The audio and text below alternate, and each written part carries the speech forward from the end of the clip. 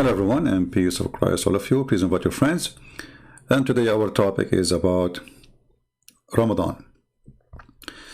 Some of you send me links of videos of Christian children's singing for Ramadan in a church. There is many false teachers, sadly, in our churches, and those are worse than the devil himself. Because, how you teach a child to sing for a religion, teach to kill us as Christians, as we see in chapter 9, verse number 29. For us, we love Muslims, and we wish them the best, but Islam is an evil religion, and Ramadan is an Islamic. It's not a Muslim. Ramadan is not the Muslims. Ramadan is Islam. And there's a huge difference. So we teach our children to love the Muslims, to be nice to them, to be kind to each other, etc. But in the other side, the Muslims, they teach their children that our children and us should be killed. And this is in the Quran, as we know, in chapter 9, verse number 29. And actually many verses of the Quran saying clearly that we are infidels, we are najis, we are filthy. We have to be humiliated. So how somebody, he teach children and he claimed to be a priest. He claimed to be a priest. He teach children to sing for the religion who killed and kill Christians and Jews and Hindus and Buddhas. This is specific verses in the Quran, where Muhammad, he made it clear that this is a war have to happen until the judgment day, and the Muslims have to keep killing Christians and Jews, and they have to pay in order to live, and if they live like slaves. So if there is someone he claimed to be a priest in a church, it doesn't matter what a church, Indonesia, whatever place, this person is serving the devil, and please expose them. Did you tell the children that the Quran says fight the Christians? Are we singing to Allah, the one who says kill the Christians? If the purpose of this is to be kind to Muslims, we can be kind to Muslims by being kind to Muslims, by being good, not by singing to the devil. So those who call themselves prophets, priests, these days, they are the devil himself. The Lord, he says, from their fruits you shall know them. Somebody saying, Christian Prince sounded tired. I can tell you are a doctor, my friend. No, I'm not tired. I think you are the one. So today our topic is about Ramadan. Just 2 or 3 days ago, a Muslim scientist who studied history and the ancient Egyptian, he announced in Egypt, and this is a person who is from the family of the president too, so it's not only a Muslim, he announced to the Muslims that you should know that Ramadan was not only for you. Ramadan was for the ancient people of Pharaoh. They celebrate Ramadan. Even they celebrate the night of Al-Qadr. You remember we spoke about it, where Muhammad, he speak about he received the Quran. And remember, the Quran say clearly that the people of the Pharaoh are pagans. And now this scientist, who is very well respected between the Muslims, this is not a Christian, this is not a Jew, this is not a Hindu. This is a guy, he spent his life studying the Egyptian when he is an Egyptian. When he come with this and he say it, how much that will affect Islam? You know how many times we said to you Ramadan is something been taken from the Sabian? Do you remember? Everything Muhammad he have. is stolen from somebody else, and we will show you today. كل سنة وكل مصر بخير. أول يوم في شهر رمضان المبارك أعاده الله علينا، ولكن كان هناك أيضا نوع من أنواع الصيام. معناها من 1 يناير إلى 31 ديسمبر. العام هو من موعد معين في السنة إلى نفس الموعد في السنة التي تليه. فالأصح لغويا يعني إن احنا نقول كل عام وأنتم بخير، ولا نقول كل سنة وأنتم طيبين، لأن كل سنة وأنتم بخير أو كل سنة وأنتم طيبين دي only أو فقط في 1 يناير. العام من 1 يناير. العام. Yeah, he's correcting her about now saying how to say things in the Arabic and how it mean in historic way. Let us go where he speak about Ramadan. الشعيرة الدينية الخماسية. فكانت في مصر القديمة، وما نستغربش طبعا لأن أول رسول هو إدريس عليه السلام، كان 5500 قبل الميلاد، يعني قبل الديانات السماوية ب3000 سنة و500. He's saying the first messenger they heard about, he was 5,000 years and 5,500 years, and supposedly his name is Idris. And Muslim, they have a special name for everybody, you know, Idris. But what does have to do with this? So he's saying, going back, he says this shouldn't be strange for us, because there is messengers came thousands of years ago. Okay, but what does have to do with the Egyptian? The Quran say clearly that they are pagans. This is why Allah he sent Aaron and Moses to the Pharaoh. Listen carefully. واللي اتكلم عن إدريس اللي هو أوزوريس هو القفتي في إخبار الحكماء بتاريخ العلماء في صفحة 1 و2 بيتكلم على إدريس أنه كان نبيا ورسولا، ويعتبر أول رسول لأنه لم يأتي رسل من قبل، حتى آدم كان نبيا فقط ولم يكن رسولا لأن ما كانش. When the Muslims they speak about someone, his name is Idris. Let us show you Idris. Who is Idris? You will be surprised.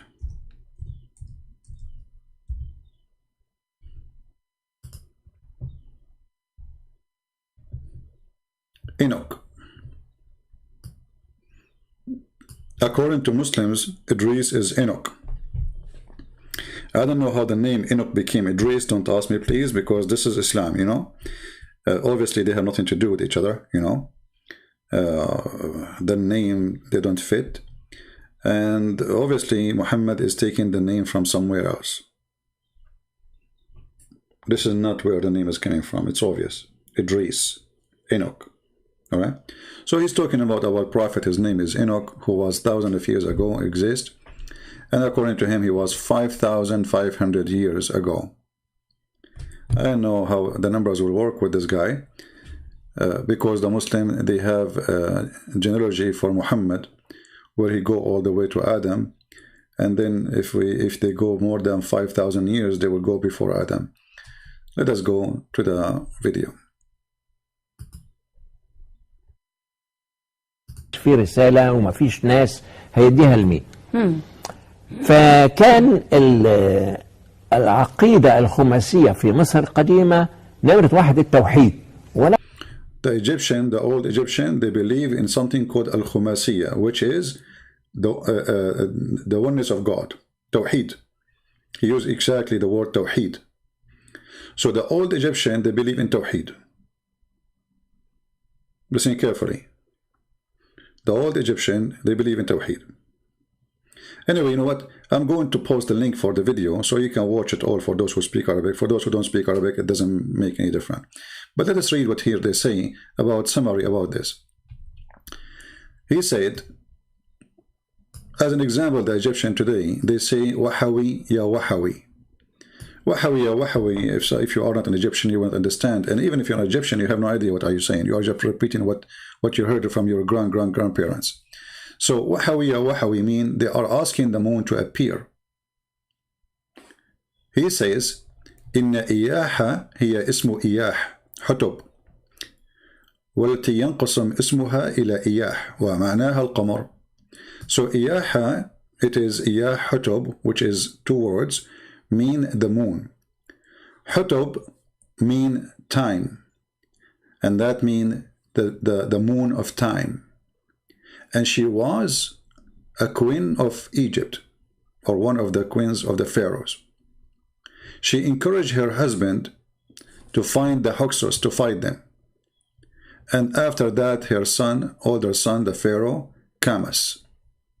And that's what they did. And then after that, King Ahmos. Then he continues speaking about many things. He said, the history of Ramadan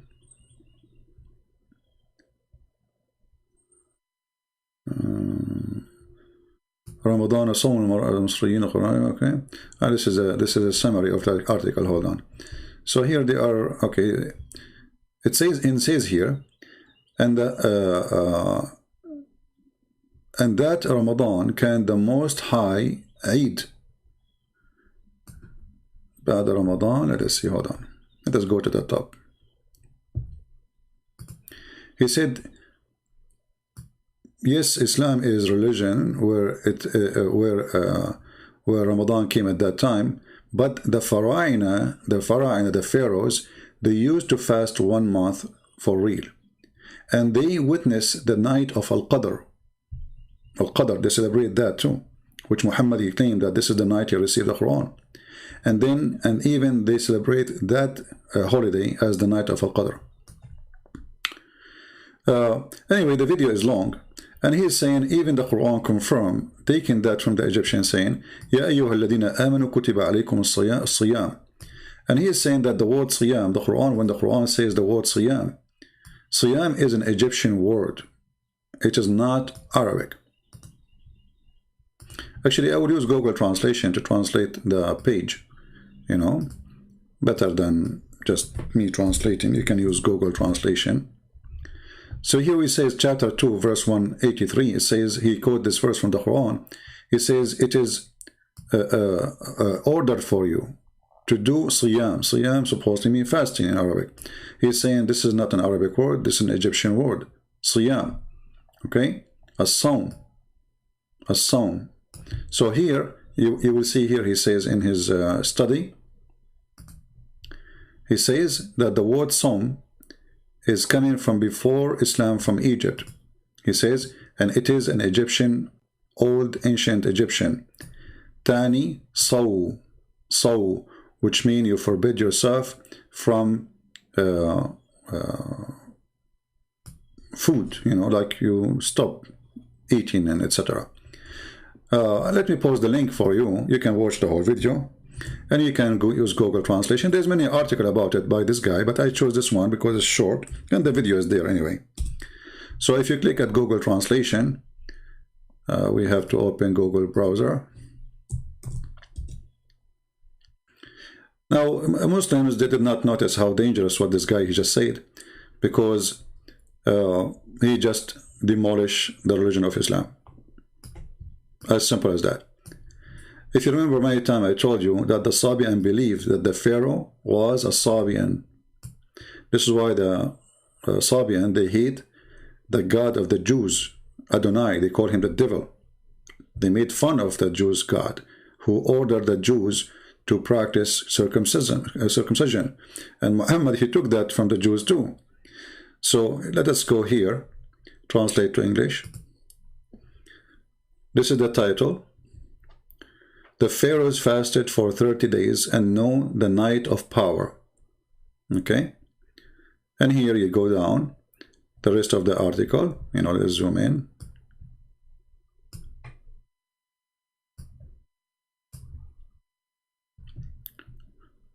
All right. And as you see, they witness, they celebrate for Ramadan, and they even celebrate the night of Al-Qadr. And here he says to you that even the word Sawm is an Egyptian word. It is not an Arabic word, and this is where the word coming from. Let's see. And he says here, and this is why the Quran quoting that Allah said that fasting is prescribed for you. All right. And then here he explained the word Sawm, where the word Sawm is coming from. he says that the word Som is coming from an Egyptian word. All right. Now, it might be just a light article and light statement from a scientist who study the history of the Egyptian, but then if we go to the Quran, we will have a problem based on what this guy said. If the pharaohs and the people of the pharaohs were celebrating Ramadan, what was their religion? He said even there are people who worship one God. What was the religion?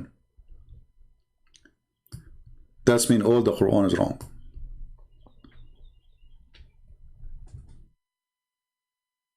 All those verses in the Quran speaking about Pharaoh, the unbelievers, and his people who don't believe in Allah. All those verses. When chapter 7 says that Allah, he sent Moses to the Pharaoh, and he said to him, "Oh Pharaoh, I am a messenger of Allah for you, to give you a message." And then the Pharaoh don't believe him, and he don't believe in Allah, and the Pharaoh obviously is a pagan person. The funny is that the studies shows that the pharaohs, they teach their people they are God themselves.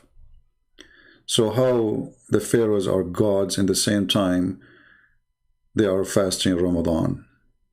The people of the pharaoh are fasting Ramadan, but fasting for who?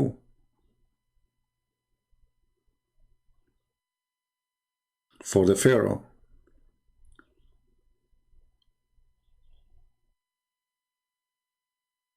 When the Quran speaks about the Pharaoh, and the Pharaoh says, "You believe in Moses? Before I give you permission? Surely this is a magic. This is actually not magic, sorry. This is surely it's a plot, which have applauded for you. Had a makr, deception."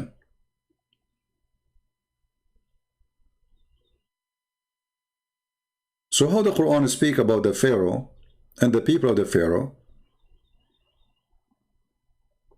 as kuffar, and then we just heard this man saying clearly that those people, they celebrate Ramadan, they celebrate the night of power, which Muhammad, he took literally, and he claimed that he have one too. But the Quran says that Allah, he punished the pharaohs for not believing. He punished his people. Flood came on Egypt. Locusts come in Egypt. Insect, frogs, all those things. Just because the guy refused. And then don't forget that Allah, he drawn the army of the Pharaoh. Which means the Quran describing the Pharaoh and the Pharaoh people are evil. But we just heard the guy saying the Pharaoh people, they celebrate Ramadan. Now, if we go on do a little search, what the Muslim used to fast before Ramadan, when Ramadan came, you will find that Ramadan is a joke. Muhammad was looking for fasting. As an example, before Ramadan, Muhammad used to fast. Different fasting.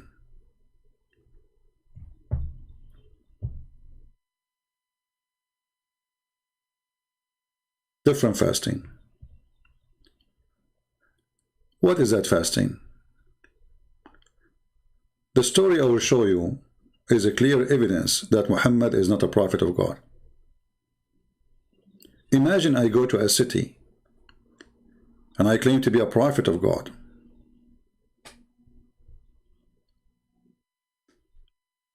And then I see a bunch of people fasting.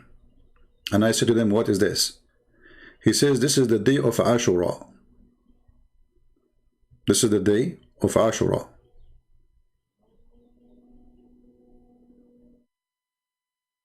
He said, "What is the day of Ashura?" What is the day of Ashura? Which means Muhammad, he do not even know what is that day. A Jew, he said, this is the day when Moses he crossed the sea.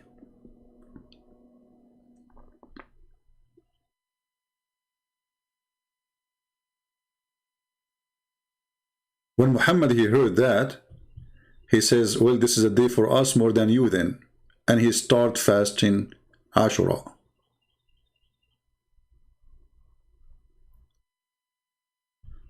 Let us find the hadith, so we can laugh together at the Prophet who is taking his fasting not from God. You see, ritual should not come from a Jew walking in the street to a prophet. Ritual should come from God. If the God of Muhammad said to him, you fast this day, then the God of Muhammad said to him, fast this day. And that explains why he is fasting. But Muhammad, he see a Jew in the street. And he asked him, why you are fasting? He said, this is the day of Ashura. And just because they fast Ashura, he fasted? Read carefully. This is Sahih Bukhari. The Muslim, they cannot say, you know, the drama they have, weak and strong and fat, and vitamin D and E is missing. The Prophet came to the Medina. Medina is a city which is called Yathrib, the Jewish city, and when Muhammad later killed them all and took the city as usual. And he saw the Jews fasting on the day of Ashura. This is the first time Muhammad he see a fasting day. Who was fasting according to the story here? The Jews. He asked them about that. And here clear evidence that Muhammad, he do not know what is that. Because if I know, I will not ask you what is this. Right? So he asked the Jews, what is this? They replied, this is a good day. The day which Allah rescued Bani Israel, the children of Israel, from their enemy. So Moses fasted in this day. The Prophet said, we have more claim over Moses than you. So the Prophet fasted on that day and ordered the Muslim to fast that day. Do you see it?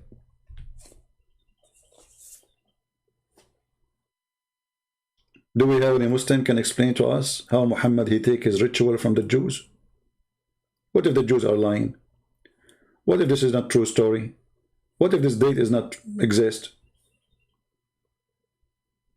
And who is a Muslim can show me Ashura in the Old Testament? Where is this guy? The Ashura.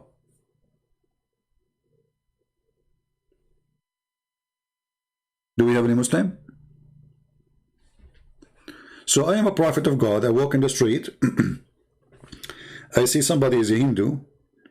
And he said, you want to eat with me? He said, no, I cannot eat. I'm fasting. I say, hey, Hindu, why you are fasting? He says, this is the day of etc.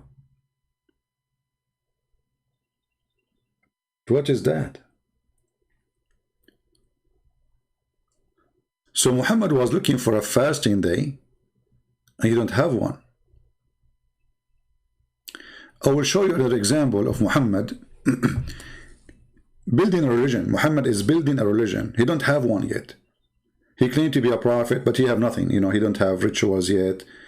He left the Kaaba. He have no Kaaba no more. You know, kissing the black stone is not there no more. And later he went back to his root, you know, so he started kissing the black stone again because the Jews did not accept him anyway. In different places we will find, in many places we will find, that Muhammad, he was very sensitive to the Jews busting him, saying to him, anything they say to him, he considered they are saying to him, you copy us. The Messenger of Allah used to stand up for a funeral, okay, until the corpse was placed in the grave. A learned Jew here mean a rabbi, passed him and said, this is how we do it. The Prophet sit down and said, sit down, act differently. Here you ask yourself, okay, Muhammad is a prophet of God. He was praying in a certain way. And he used, it says here, he used to pray in a certain way. He used, you see the word used? Which means God knows for how long. Maybe a year, maybe 2 years, maybe 4 years, maybe 5, I don't know. Just a Jew walked by and he said, this is how we do it. Muhammad, he changed the prayer. What the problem with Muhammad then? Was he praying wrong? Or Muhammad, he is saying to himself, they got me busted, I'm praying like them, I have to change it.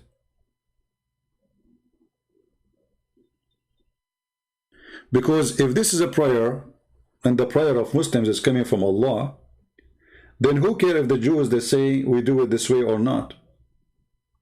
So what? And here you notice something very funny. Don't the Muslims, they say we pray like Moses?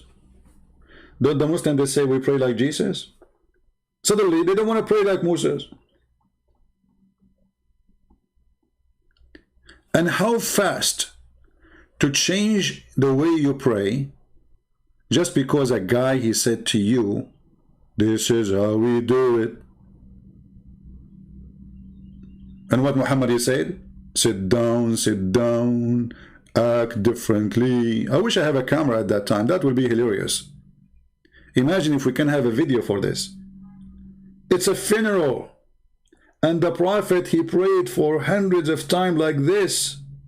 And then a Jewish rabbi, he walked by, he said, Habibi Muhammad, Habibi, this is how we do it, Habibi. Muhammad, he got ticklish, like what the heck, they got me busted. Immediately Muhammad, he come with the statement, sit down, and he sat down too. Like, sit down, fast. Sit down, you idiots. Let us act differently, okay? Let us act differently. Well, isn't it Muhammad, you receive inspiration from God? How fast the inspiration, man? Where is Jibreel? How Muhammad, he come to the conclusion so fast that he should not pray like this anymore? And why you need to act differently? Are you just acting differently for the sake of differently, or you are following God? A person who is following God, he will not act differently. Let us say a Muslim, he walk by and he says, this is how we do it, whatever I'm doing. And I am a Christian. Let us say I pray, I open my hand to God. I say, okay, I'm not going to do it no more. Why would I do that? That is really silly and stupid. But here you notice that Muhammad, because he have a reputation, that the Jews, they keep saying that he is stealing from them. And obviously it's true. It's true. And this is the fasting of Ashura, as you see in the front of you.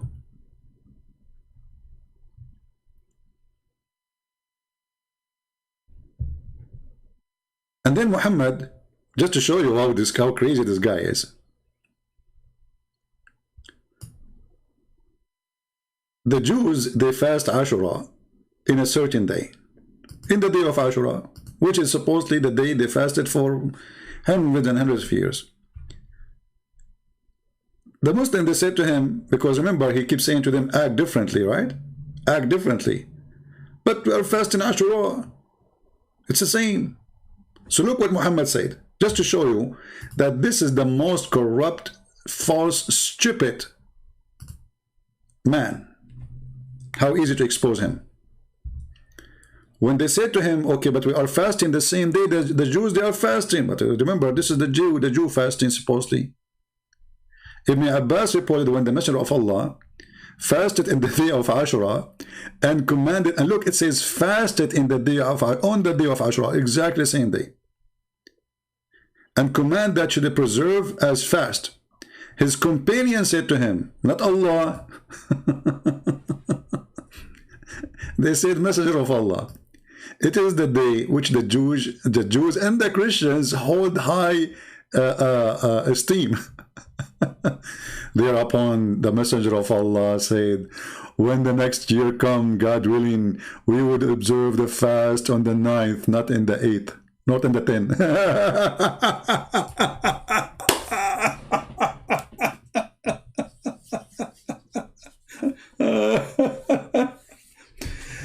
The day where Moses across the sea changed, that's it. Just to be differently, you know, okay, but isn't this the day where Moses, he crossed the sea and you believed him and you fasted yourself? Do you see what I'm talking about? When Muhammad first time he fasted this day, is it because they told him that this is the day where Moses fasted? Okay, so as long as this is the day where Moses fasted, and because of that, the Jews, they fast, and Muhammad accept to fast. Wonderful. You, Muhammad, you change the day? Oh, we will fast the day before it, okay? That means Muhammad is willing to change the day when Moses, he crossed the sea, just to act differently. Well, if this is the day where Moses, he fasted, why you need to change it? How you can change it? Are we listening, people? If this is the day where Moses, he crossed the sea, and because of that day, the Jews fasted and Muhammad fasted, wonderful. Then how Muhammad, he changed the date? Just because you want to look differently?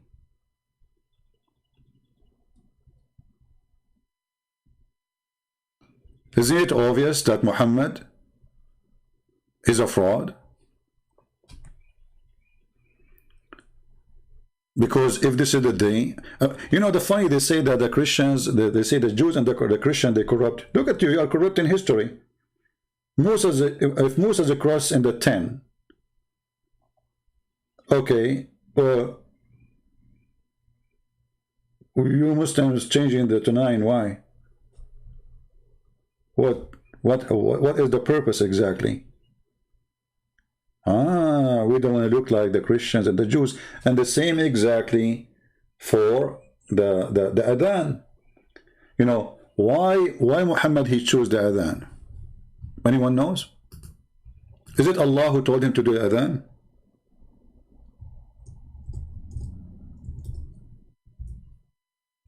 Any Muslim? Did Muhammad receive an order from Allah to do adhan? Allahu Akbar, Allahu Akbar. Huh?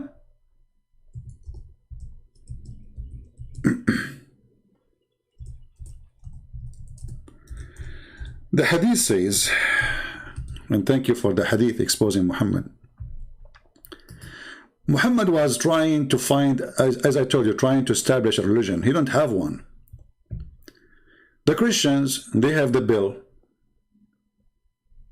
you know. Just Jews, they have, you know, the horn they called for prayer, you know.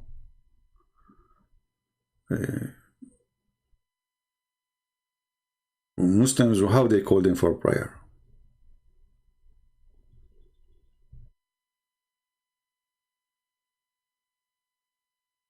Once Muhammad, he saw a Muslim holding a bill in his hand, and he is going to use it. Muhammad, he said to the man, why you are holding this bill? Are you saying it? The man, the Muslim man, he said, no.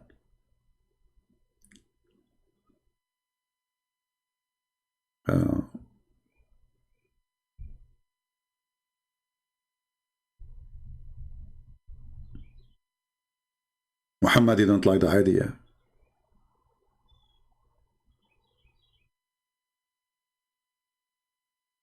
Muhammad, he decided to find a way to call for prayer.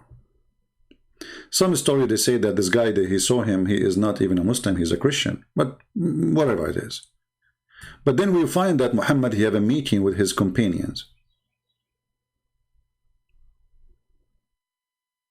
And let me find the hadith for you.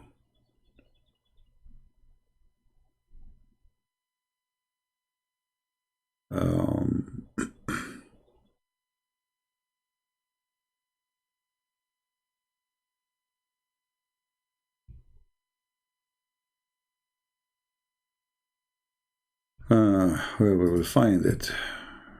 All right.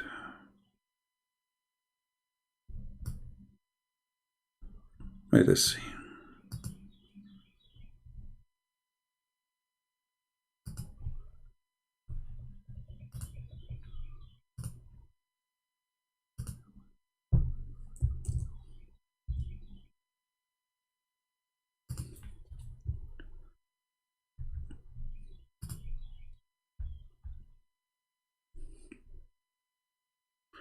Okay, this is Sahih, so the Muslim cannot say we are making things up. When Allah Messenger ordered a bill to be made so that it might be struck to gather the people for prayer. When the Messenger of Allah ordered a bill to be made so that it might be struck to gather the people for prayer. Muslims, are you there? How Muhammad wanna call the people for prayer? A bill? A man carrying a bill in his hand appeared to me while I was asleep. And I said, servant of Allah, this is supposedly in the dream, will you sell this bill? Muhammad is looking for a bill. Suppose this is a dream now, not the real. So Muhammad said to the guy who he saw in the dream, would you like to send me this bill? Because he needed for the call to the prayer like the Christians. He asked, will you do with it? I replied, we shall use it to call the people to prayer. He said, should I not accept you something better? Suggest you something better than that? I replied, certainly. Then he said, he told me to say, Allah is the most great, Allah the most great, Allah the most great, most great.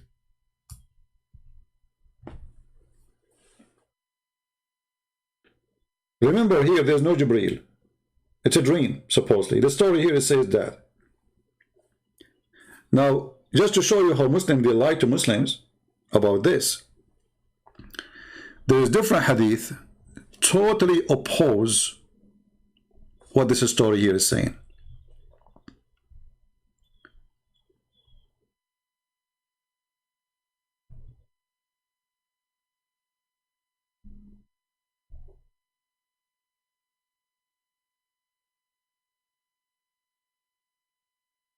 When the Muslims, the companions of Muhammad, as they called them, the gang, they gathered together and they were wondering how we can call people for prayer, because people are not able to know when the prayer time is.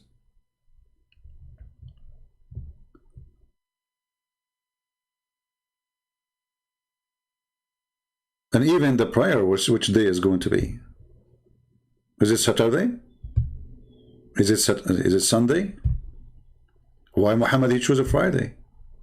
You will find that all those things happened because Muhammad, he wanted to be different.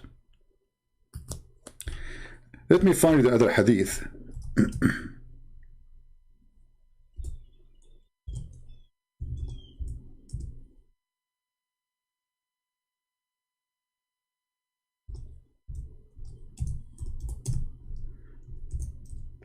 About it.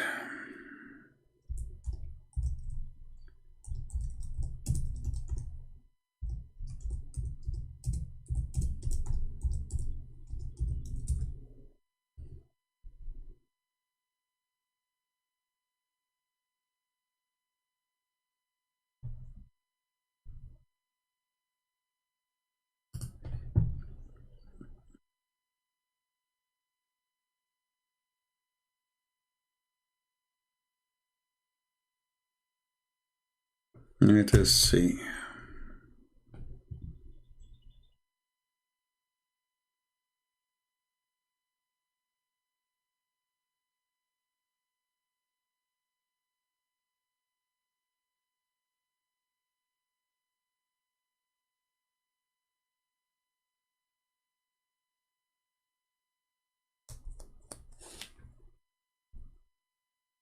I'm trying just to find the hadith for you in English. Give me a second.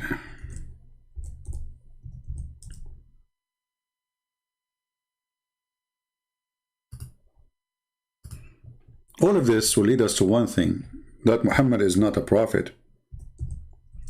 He is just trying to build up a religion.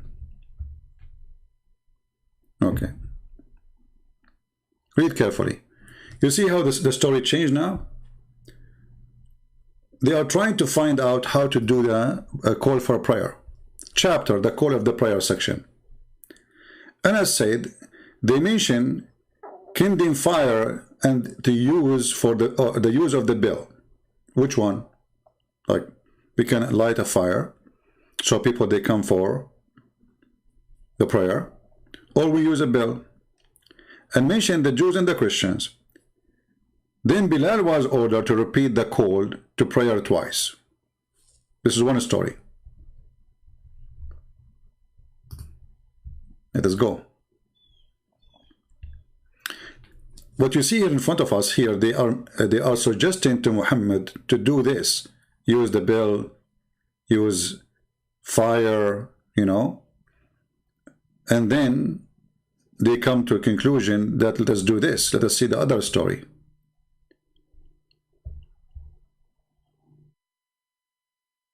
This is the same hadith I showed you already. Look at this hadith. A disaster. This is a disaster. Look at this. This is Al-Bukhari. When the Muslims arrived to the Medina, they used to assemble for a prayer and used to guess the time. They guessed the time for it during these days. The practice of adhan for a prayer had not been introduced yet. Once they discussed this problem regarding the call for prayer. Some people, which means some Muslims, companion of Muhammad, suggest to use the bell like the Christians. And this is why we see Muhammad himself, he ordered to make a bell. Others propose a trumpet like the horn of the Jews, to use by the Jews. But Umar was the first to suggest, read carefully, Umar was the first to suggest that man should call the people for a prayer. Oh boy. And this is Al-Bukhari. So the story about the dream is false. This is Sahih. And this is Al-Bukhari. The first one who come with the way to call for a prayer is not Allah, is not Jibreel, it is not Muhammad. It was in a discussion about what to do to solve the problem. And as usual, the solution comes from Umar. Umar al-Khattab, he says in some hadith, says, Allah, he agreed with me in 10. Some they say 5, some they say 3, some they say 7. Including the Kaaba. Why the Muslim they face the Kaaba now? It was Umar. Hijab. Who is the one who made the hijab? Allah or Muhammad? No. It was Umar. The ritual of the house of Abraham, Umar.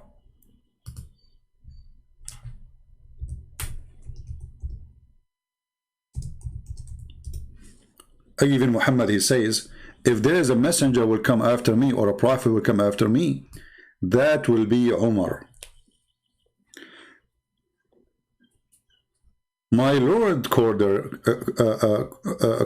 with me, my judgment, between my two brackets, my judgment, on three occasions.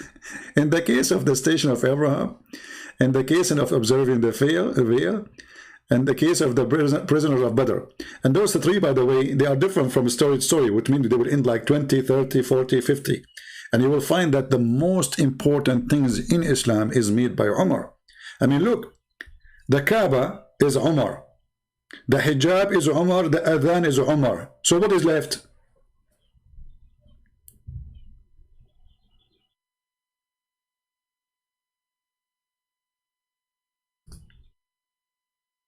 Are we following? The Kaaba, his order came from Umar. And then Allah, he took the verses of Umar, the same as I have said. Look, this is al-Bukhari. Umar, he says clearly that Allah, the verses came the same as I said was revealed. Read carefully. So this verse came down the same as I had said was revealed. Do you see it?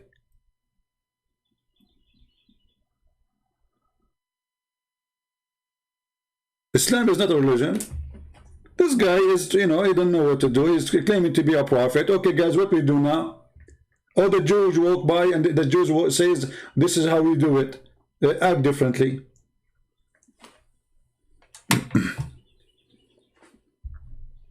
This is a religion.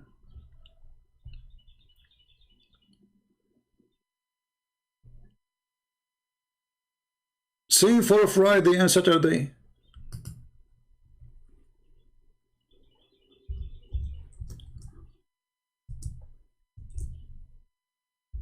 Why Muhammad he chose Friday instead of Saturday?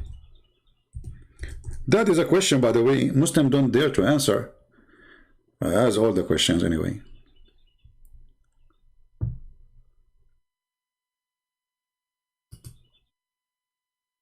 Because remember, in the Quran, Allah, he made the Jews pigs and monkeys for breaking the Sabbath.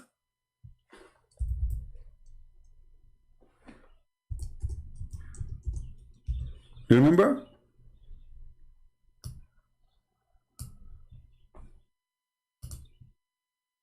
Okay, that's mean this is a this is the day for Allah. That's it. This is the day for Allah. You broke his day, Allah will make you a monkey. And by the way, I saw a lot of monkeys around me. They are breaking Sabbath, you know. I mean, look like Allah, he stopped making monkeys since then, you know, like, you know. And the funny, by the way, if you do work in Saturday, Allah will make you a monkey. But if you rape at Saturday, Allah will not. If you kidnap a child or, you know, no, he will not. No. If you, you know, you do anything, I mean, only for breaking Saturday, he will make you a monkey. And what those Jews they did not do anything wrong. I mean, according to the story, they did fishing in Saturday. There's a cartoon on the internet. I don't know if somebody have the link for it. It's funny. You can watch it. It's a draw and like it's an images.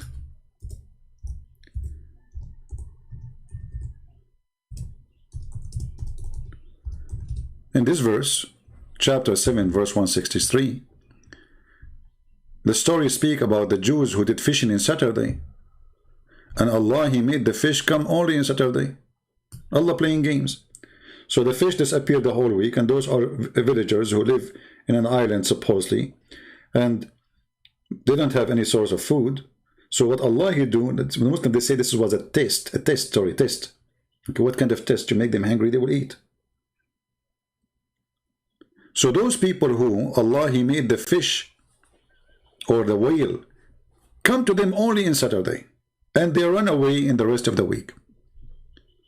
And then when they get hungry, Allah he cursed them and he made them pigs and monkeys.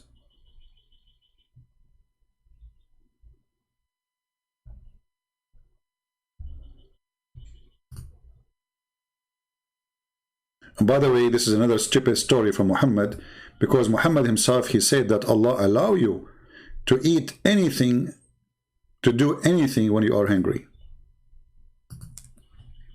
As an example, Muslim can eat even pigs, pork. When the Muslim they say pork is forbidden, that's false.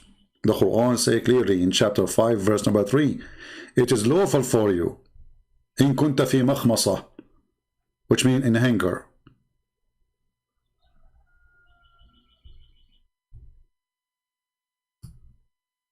The translation here is severe hunger. Severe hunger. Right? This is the translation of Muslims. Makhmasa mean Well, this is what is available. It's not your choice. So you can eat it. In the same time, isn't it Allah, He made all the food of the Jews and the Christians lawful for the Muslims?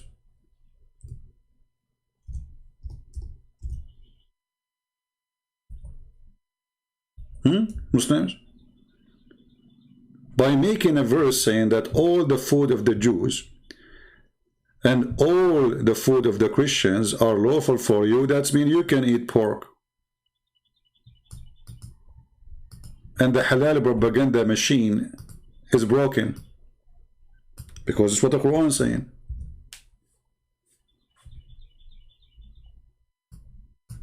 Let's see the verse.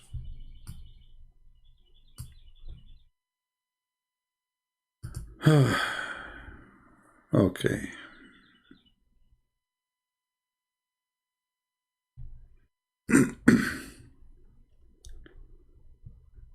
Let us find the verse. Hold on. We will go back to Ramadan.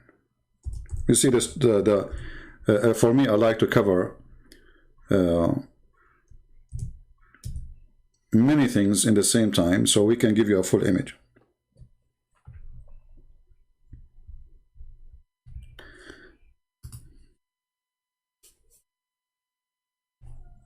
I don't know what translation that translation is. What translation? Why the translation is so long? I mean, this guy, he's making it like a Hilali and Khan.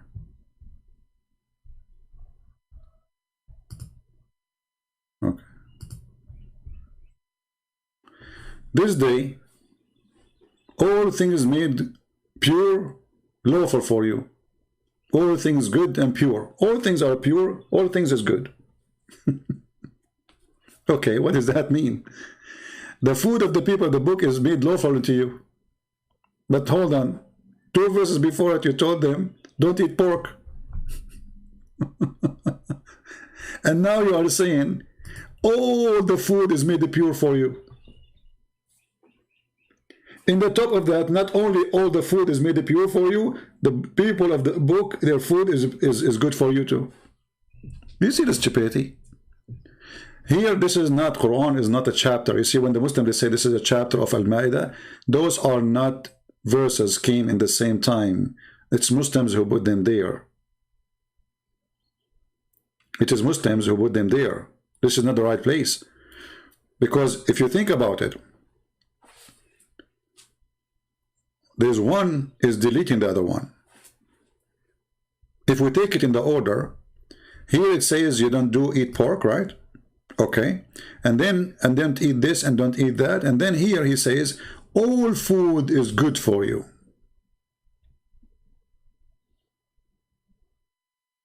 All is pure. All is made lawful. All.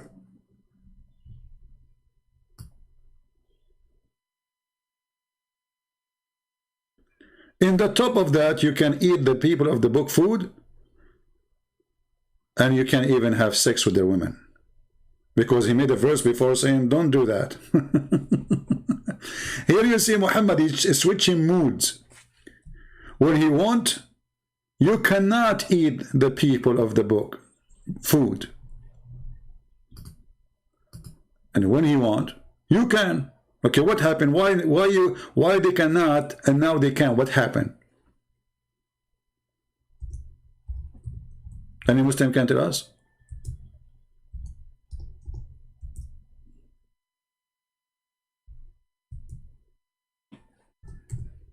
What happened? Did the Christian change? Those are the same Christians in the time of Muhammad, the same Jews.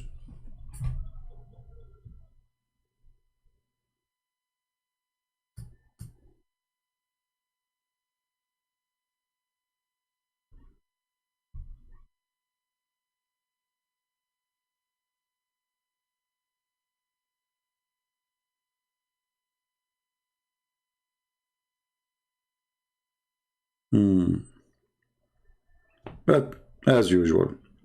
Now going back to our story. You remember we talk about Ashura.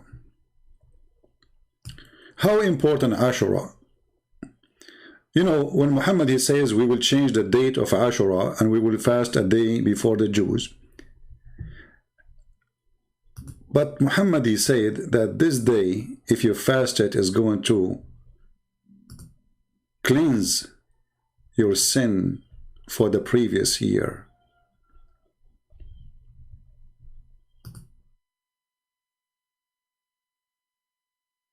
Let me find you the hadith.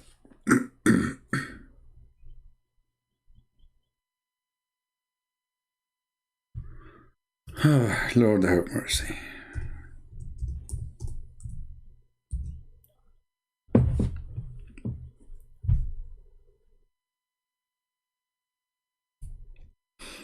Look at this hadith first. Okay, we'll go back to this one. Let us go to the one we want. Look at this. The Messenger of Allah was asked about observing Ashura. See here, this is the 10th of Muharram. You see the 10th? But we showed you in different hadith, Muhammad, he promised next year, because the Muslim complain, this is what the Jews, they celebrate. He promised them we would do it in the 9th. You remember? Remember, right? We will change it to the 9th. See it? This is Sahih Muslim, hadith number 1134a. So they told him, but this is this day where, you know, the Christians and the Jews, they respect. It's in the 10th. So Muhammad, he promised them, if we live, inshallah, we are going to practice it in the 10th. Sorry, in the 9th. Not in the 10th no more. All right. But look what Muhammad did. Muhammad told them that if you fast in the day of the 10th of Muharram, Muharram is the name of the month, that fasting in that day, in that date, will cleanse your sin for a year proceeding.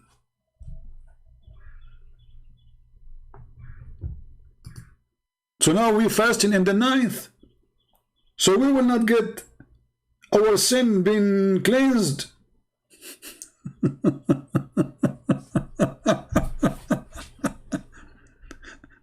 Do you see how this guy is making up stories and making up fasting and making up rules and making up reward? You just told them if you fast in the 10th of that month, in the 10th, not in the 9th, not in the 8th, not in the whatever, if you fast in the 10th, that will clean your sin. Okay, hold on. There's no Ramadan now. Ramadan does not exist yet. Okay. Why this day, if we fast it, will it cleanse our sin for a year? Well, the Jews, they are fasting this day all their life.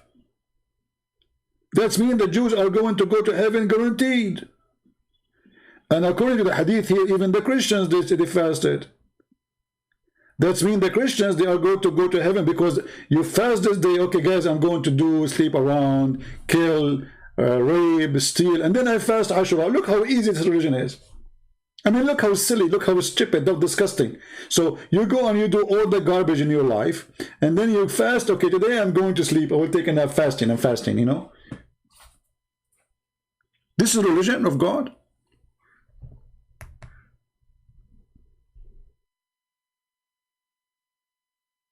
Do we have any Muslim have a comment, have something to say? But then we noticed that Muhammad, one day he found about Ramadan. He found out a month. It's called Ramadan. Okay, how he found about it?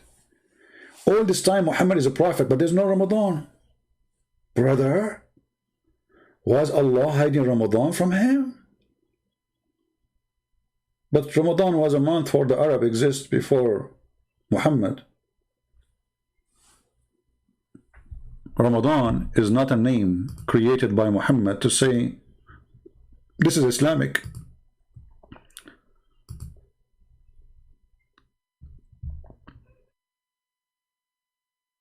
Do we have any Muslim want to say something? How Muhammad he switched from this amazing day, which you fast for one day and erase all your sin. Okay, Muslims, if you fast Ramadan, is going to erase your sin for the previous year? Not only that, actually.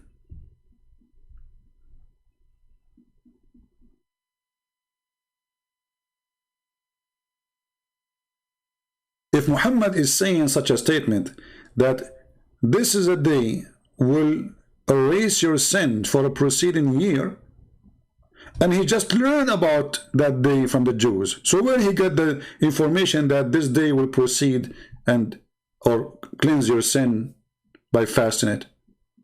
He just learned this from the Jews. Yesterday he did not know about it. Where was Jibreel? Where was Allah?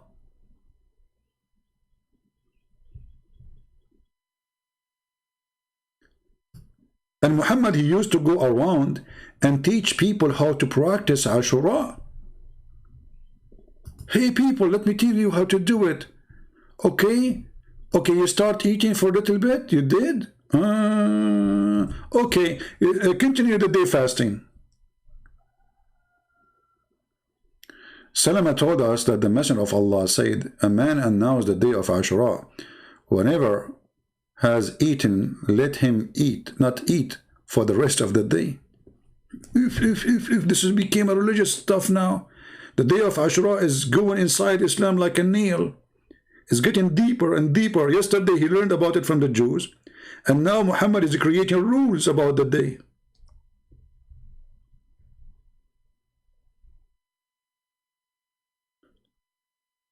And then Muhammad, he start after Ashura, he want to create a, like, a habit. You see here the Christians, by the way, the Muslims, they think Christians don't have fasting. We don't talk about it, but we have fasting more than you can believe it. Just to let you know, if you go to the Orthodox or even the Catholic Church, you will see that there is two fasting, the major fasting, but the whole year there is fasting.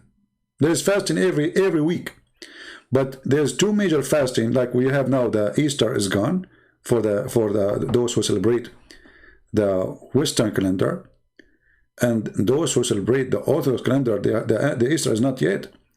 They are fasting for 40 days before the Easter.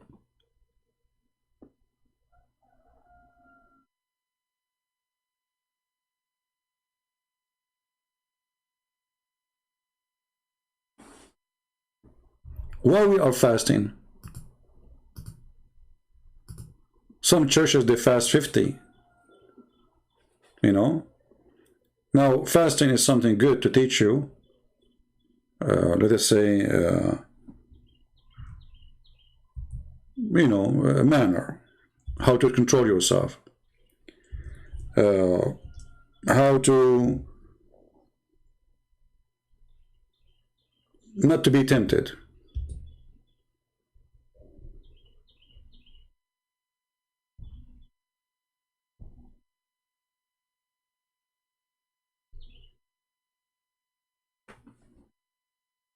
And obviously Muhammad trying to find a religion, trying to find a way. The Christian, they have fasting, the Christian, they have Bill, the Christian, they have Saturday, Sunday.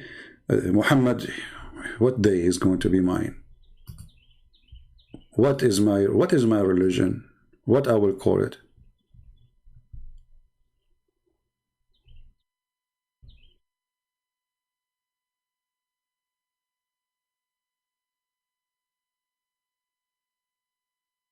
Do we have any Muslim want to say anything?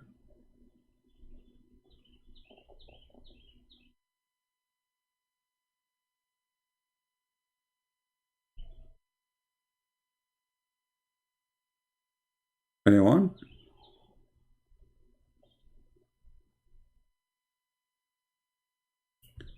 Then Ashura suddenly became not important. Ashura can erase your sin for a year. Okay, what happened now? You Muslims, what happened to Ashura? Why you Muslims don't celebrate it? Don't make a fuss about it, big noise. Huh? Is it important or not? One day, Muhammad, he met with a Sabian.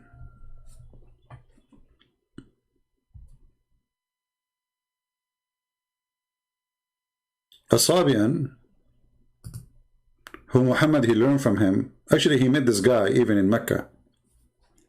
But he was not learning too much about the Sabian yet. He did not know much about them. He's stealing from them, but he not. Muhammad is limited in knowledge about everything, about the Christian, about the Jews. You know, he hears stories from those, from that, and he put it there. So Muhammad one day, he come and he told them that we need to fast Ramadan. Muslims, how Muhammad he come to Ramadan?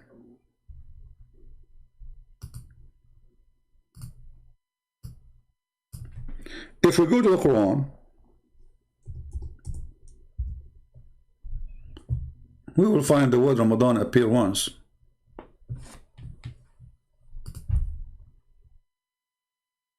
And it says Ramadan is the month which was sent down the Quran. The Quran is a guide to mankind. And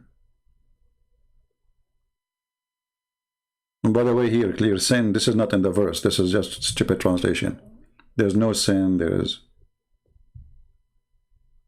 between two brackets. This is here is a garbage. It's not there.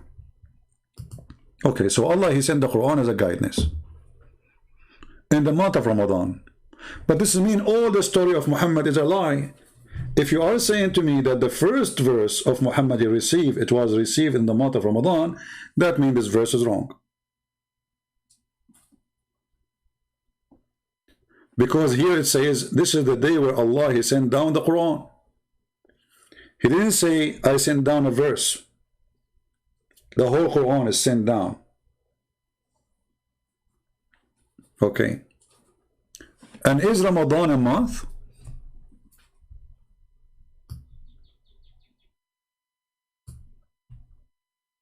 Before this translation, let us go and look at the Arabic word. It says Shahru Ramadan. Shahr Ramadan. You ask somebody who speaks Arabic today, he will say to you the word Shahr means month. This is true. But this is not today. The Quran is 1400 years ago. And this is not an Arabic word. This is an Aramaic word. And remember, the Sabian, they used to speak Aramaic. The word Shahr means moon. The word Shahr is not a month. It is a moon. How we can prove that? Look, if we change the translator, just change the translator, you will see how everything changed in a miraculous way. Let us see a big tal.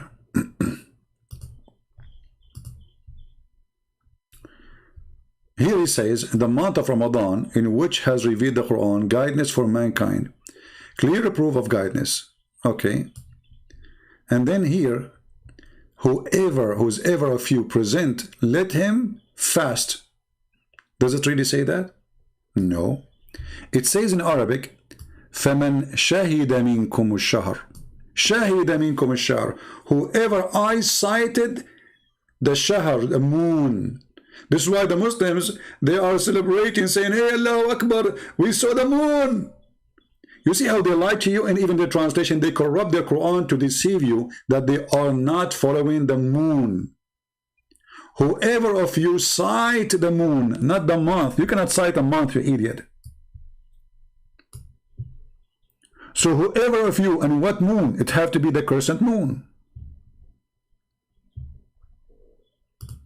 Change the translation. The month of Ramadan. Like this guy, he made Ramadan, Ramadan.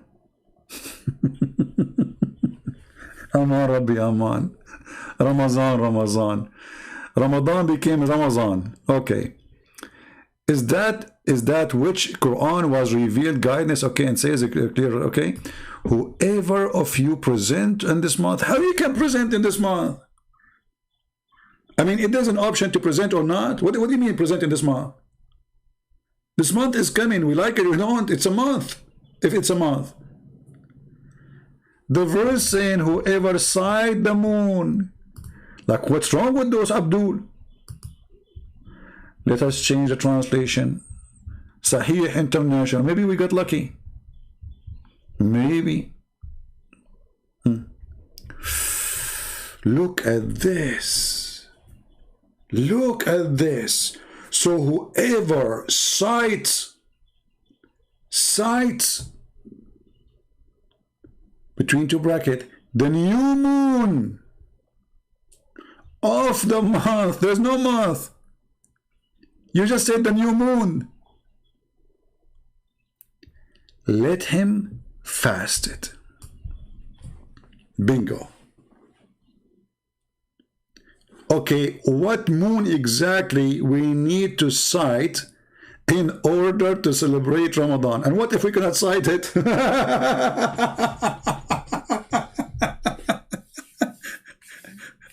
What if you live in Alaska?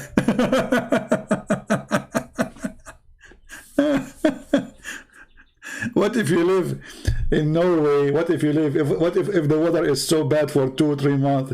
What do? The Muslim, they come and say, you same brother. We wait a day or two and then we celebrate anyway, you know. But the Quran says, whoever of you sight. If we go and read the interpretation, you will see clearly it says, you have to sight the crescent moon. I would like to ask the Muslims. So this is not a month. This is not a month. Ramadan is not a month. Ramadan is a moon. And that moon is coming, and we are waiting for him. That moon, we call him Ramadan. فَمَنْ شَهِدَ مِنْكُمُ الشَّهْرَ. Whoever sight the moon. See here the translation, how it deceived. Look, how this guy, ask yourself, how this guy here translated the word month instead of the word shahr, which mean moon. I mean, why here you say, why here you are adding the word moon? Where do you get it from?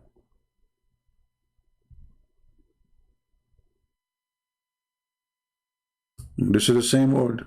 فَمَنْ شَهِدَ مِنْكُمُ الشَّهْرَ. See here, in the same verse, the first 2 words, he did not translate it as a moon. This is the word shahr. Here, it is a moon.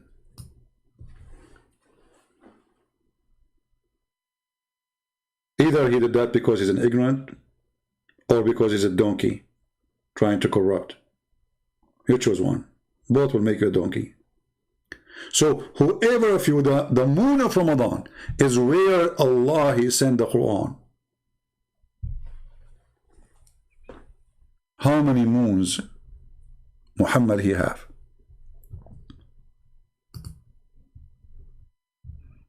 Do we have any Muslim have an objection?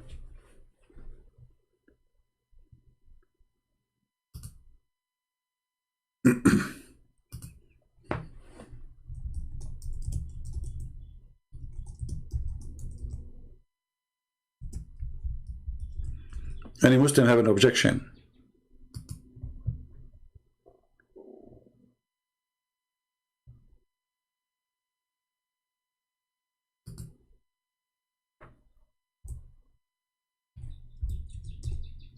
All of you agree with me? That's nice.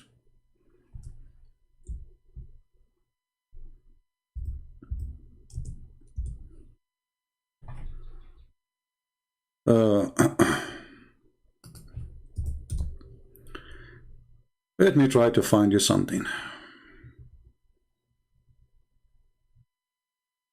Because somebody might say to you, he's lying to you. It doesn't say that, CP. It doesn't say that, CP.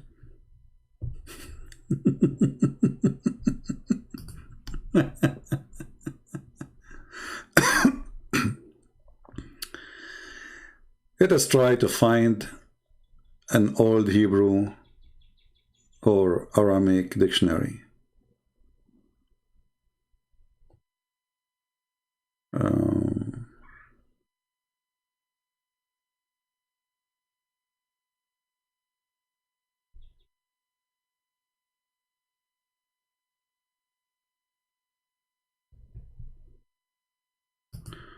Okay, hold on. We found something here.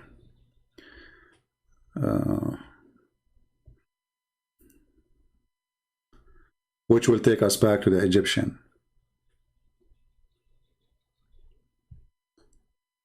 Let us see.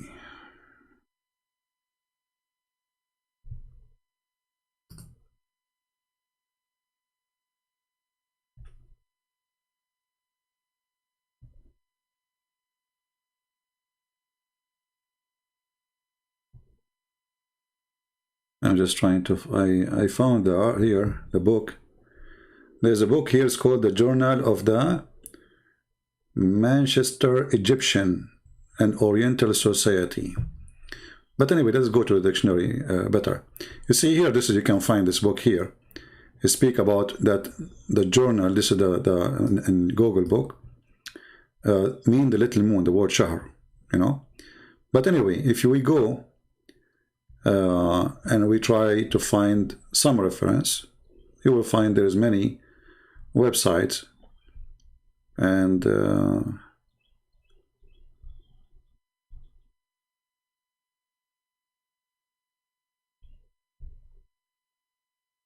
I click at this one, but this is a book of an American writer. Oh, this is a PDF file. Yeah, I don't want that. Hold on. Let me see if I can find a dictionary. Hebrew.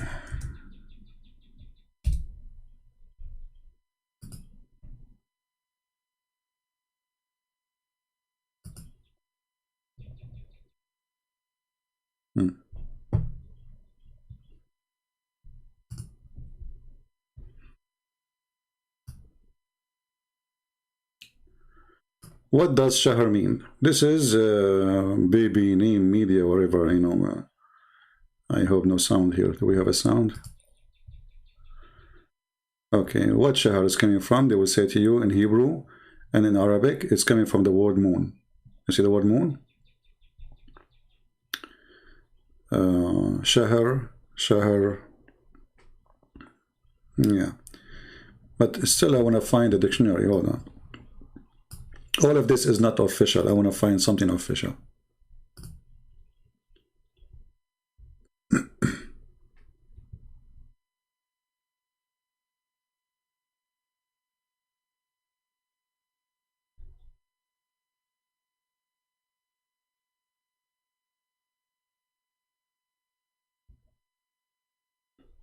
Like what we are finding now is Wikipedia. I mean, you cannot take it as a source. Anyone can do editing.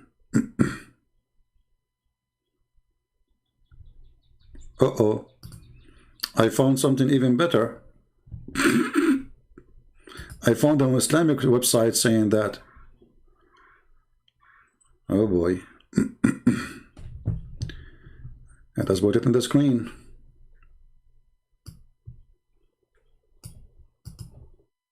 And this is even where the word hilal itself, you know, the Muslim, they say hilal. Hilal means the new moon too. The Quran speak about ahilla.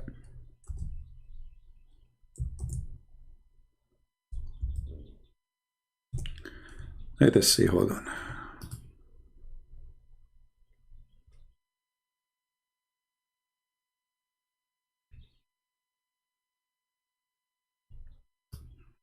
I will give you this link.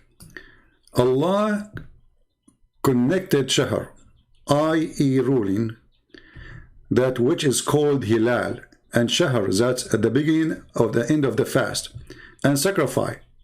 Allah says, interpretation of the meaning, about the new moon, says, this is a sign mark as fixed, okay, for pilgrimage. Okay, the new moon is al-hilal, ahilla. Okay,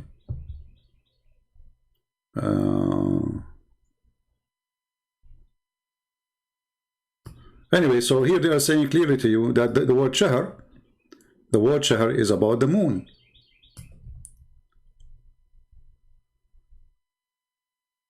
Analogy with the new moon. Okay.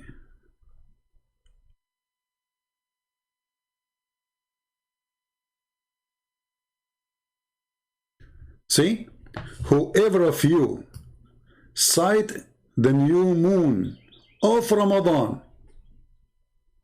Do you see it? So Ramadan is a moon. And whoever sight the new moon, because Ramadan is a moon, who appear once a year. And this is what the Sabian, they believe. The Sabian, they go, they have 2 cities in the north of Iraq. So they say goodbye to the moon last year when the end of Ramadan is over. And then when the new moon coming, they go to different city. And they wait for the new moon. That is Ramadan. So whoever of you sight the new moon, which is Ramadan. Let me post this link for you. This is a Muslim website, which is even better to use, because now a Muslim cannot say, this is, fiction, it's a lie. You can save it. All right. Still, I want to find a Hebrew website. Here we go. Finally, we found a Hebrew dictionary. Oh, this is Harvard University. I don't want Harvard University. The University of the rich, not of the smart.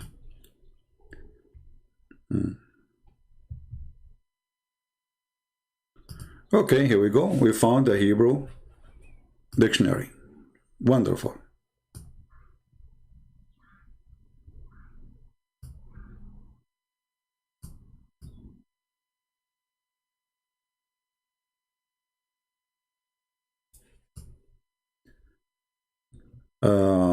Occurring Jude. This is what? This is CIRA Dictionary. I don't know what this dictionary is about.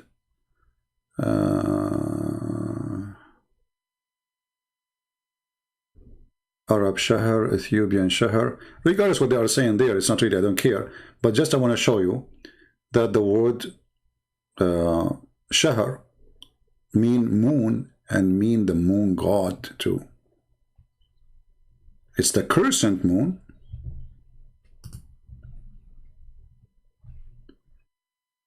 And this is exactly what Muslims wait for.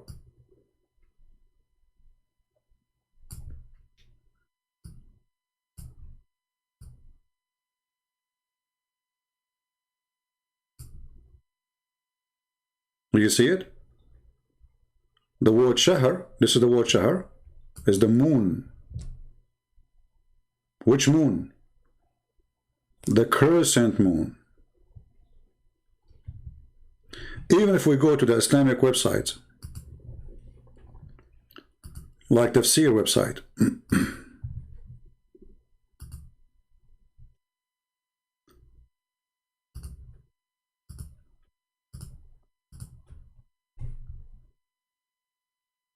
let us see.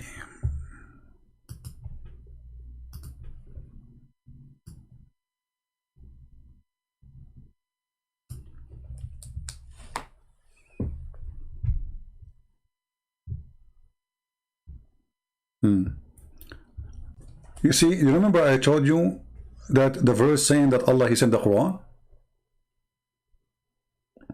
He sent the Quran, right? Look why they are trying to solve the problem. They said, these days of the month of Ramadan, wherein the Quran was revealed from the preserved tablet to the earthly heaven on the night of Al-Qadr. We showed you that the Egyptian, as the Muslim scholar in the video, he said that the Egyptian, they have the night of Al-Qadr and they celebrate Ramadan. And this is the belief that when revelation came down from God, to the one who present him in earth. All right? Let us change the interpretation.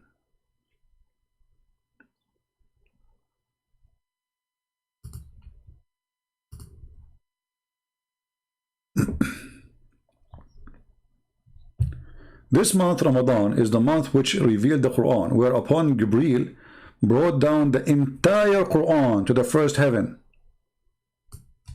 Look at this madness. Jibreel, he brought the Quran, the entire Quran. You see what I told you? I told you the verse here is wrong, because if Allah, he sent the Quran, the verse doesn't say Allah sent the verse. The verse says Allah, he sent down the Quran. So the Quran is already revealed. And now the Muslims, they try to solve it. They say, oh, he revealed it, he sent it down, but to the first heaven. But this is not down yet. It's still we will not receive it. Because you Muslim, you claim that Muhammad, he received the Quran in that day. Not the Quran sent to the first heaven. Why Muhammad, he lived in the first heaven? So the Muslim, to find solution for the stupidity of the verse here, they come with their own fabrication, saying, oh, Allah, he sent the Quran, yes, but not to us. He sent it down to the lowest heaven. Why Allah, he do that? I mean, what lowest heaven? What do you mean lowest heaven? Here you will see that the one who make explanation for the Quran, they are stupid. Why? Because the Quran itself says the following.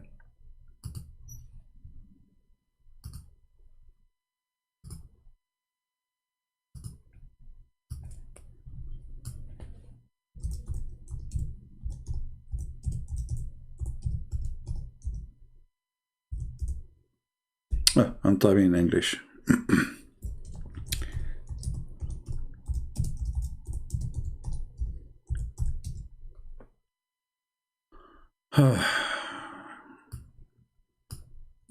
What a stupid cult. I mean, and the search engine is really, it's faster to find from the search engine from opening the chapters.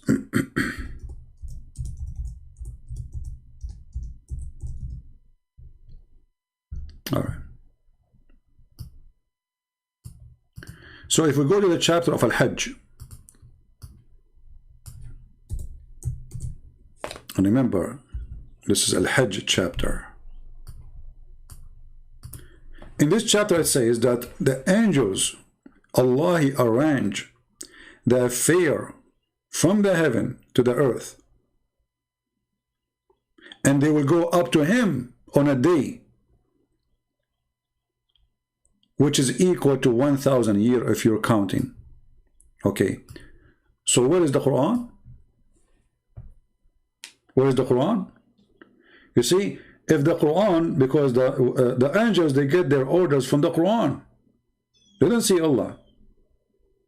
All the Muslims agree that the angels, they get their orders from the tablet. But they just told us that the tablet is in the lowest heaven, according to the interpretation.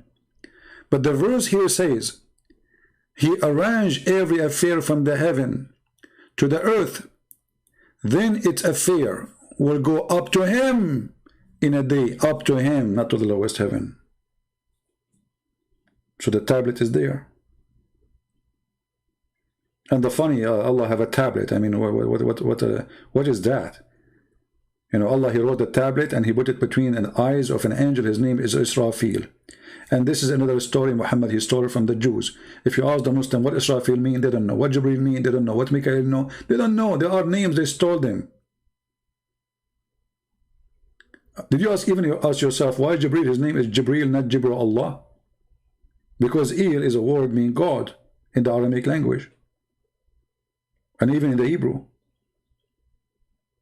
That's why we say Emmanuel, Mikael, Gabriel, Israel, Ishmael.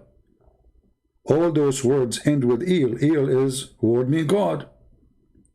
So how come the angel of Allah, he end with Il, and we cannot find Il anywhere in the Quran?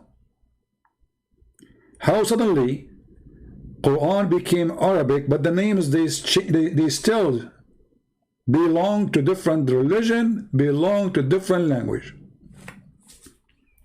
If the Arabic is the most favorite language for Allah, how come all the names He have for us are foreign names? If you ask the Muslims, okay, who is this guy Abraham? What Abraham mean? They don't know. Ishmael, what Ishmael mean?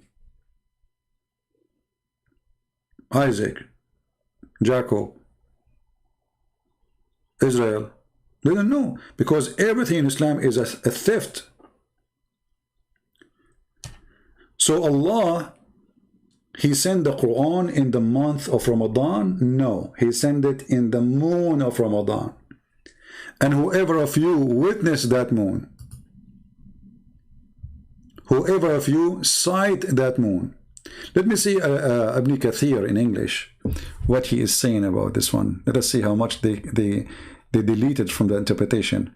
Usually those things are not important for them, so they don't delete much. Let us go to Ibn Kathir.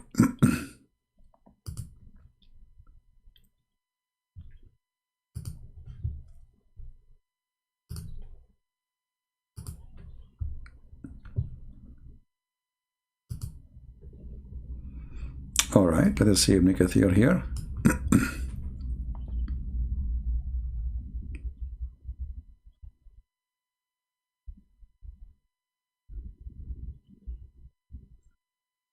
Okay, hold on, I think 185. Where we are here? Why is taking me here? Oh, this is 84. I was wondering why it is. Okay.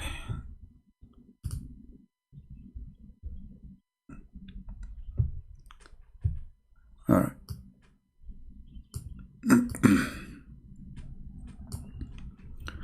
Look here how they try to lie to you, but in the same time they got themselves busted. So whoever of you sight the crescent on the first night of the month Ramadan. Where is the word month and where is the word crescent? Are you adding words, or simply how Ibn Kathir he come to the conclusion that this is the crescent moon? Because simply this is what the word shahr mean. Shahr mean moon. Allah, He have 12 moons.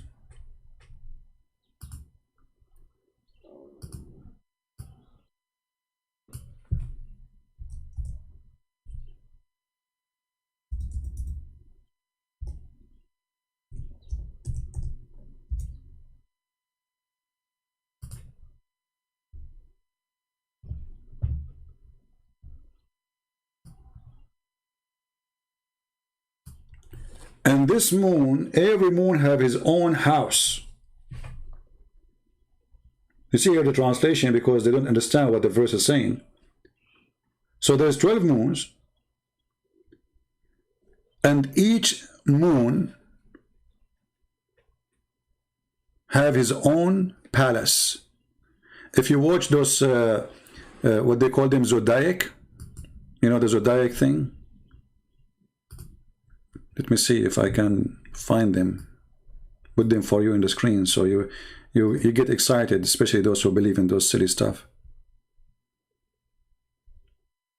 Zodiac.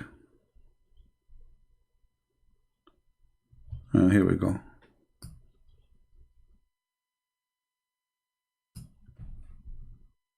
I will put it.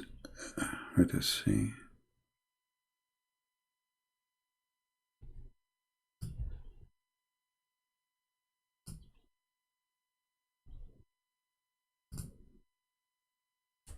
You know those things, right? The zodiac. Those they present houses of the moon. And the moon is the one who is in charge of what you will be and what will happen to you. You will be a happy person, a sad person.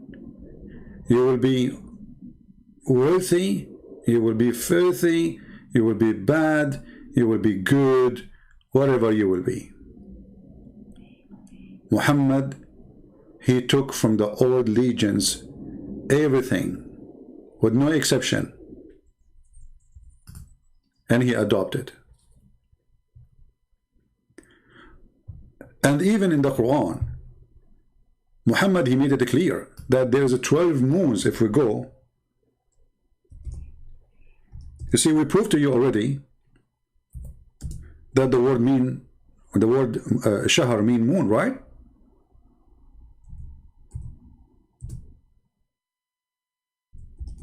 We proved to you already the word shahr mean moon. The Quran say clearly the numbers of moons for Allah are 12.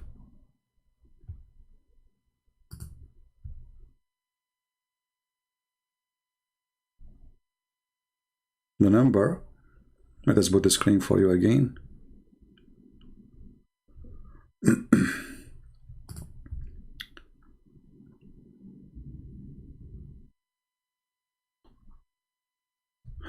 Lord have mercy.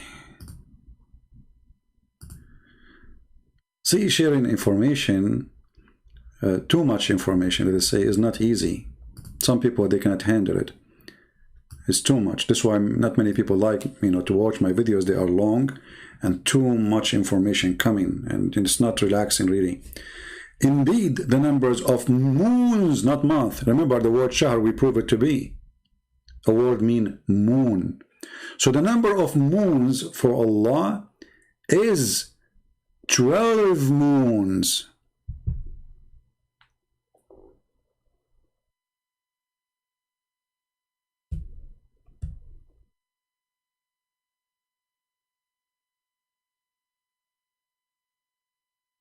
The Arab who decided to fix the problem which they inherited from others, the lunar moon,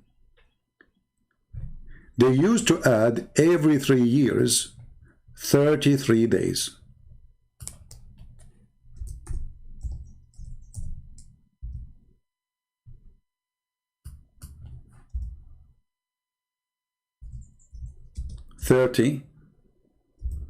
Hold on.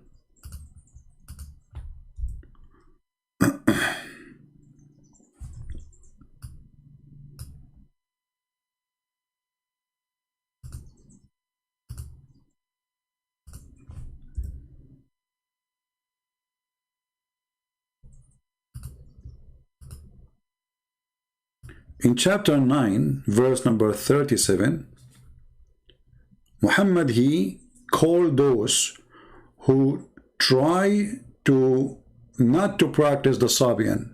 The Sabian, they don't change the calendar. They don't add days to the calendar. They just follow it. The calendar keep coming, whatever the month will be. Like now Ramadan, for the Muslims, it can come in July, it can come in December, it can come in August. Why? Because it's a wrong calendar. The Arab, they used to do corrected every 3 years. The Jews, they correct it every year. This is why you will see that the Jews, they celebrate their occasion, their holiday, in 15 of Nisan. Nisan is the name of the month which is have to come in a certain date. They're going to change it. So what they do? They have to add days to the end of the year. So in order to keep that month to come in the same day every year, they have to correct it. Muhammad, he considered such an act of the devil. Why? Because the Sabian, they told him that this is wrong. So look what Muhammad says. Indeed, post, adding months to the year of Allah is act of kuffar. If you go and read those verses, interpretation, what you will find. Because when you read it here, it doesn't say anything. I mean, this Quran is something stupid. I mean, what we read from this? What you learn from this? Nothing. What indeed postponing restriction of when the second month is an increase of disbelief? What does that mean? You have to go and see what the Muslims saying in their scholars, and then you will find that the verse itself have nothing to do with what they are saying. I mean, it's confusing because the Quran is made by a stupid idiot. And his language doesn't fit with the mind of anyone who can understand Arabic. So if we go to the Quran interpretation, chapter 9, verse number 37.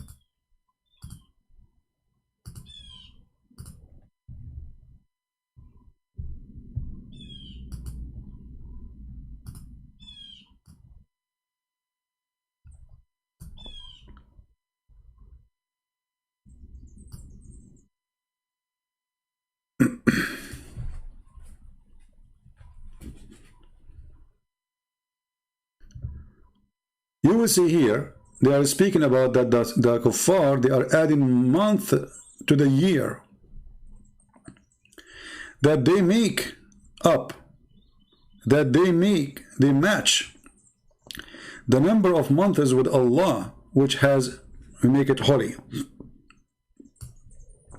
So those Arab, in order to correct the calendar, they add every 3 years, they add a month. And this month is rejected by Muhammad. And this is why the Islamic calendar now is messed up.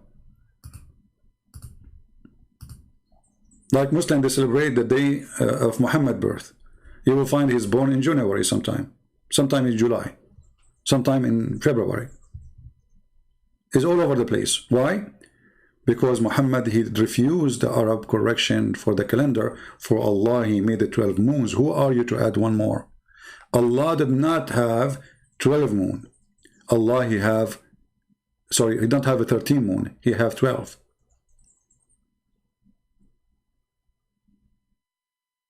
So we have to preserve the 12 moon of Allah.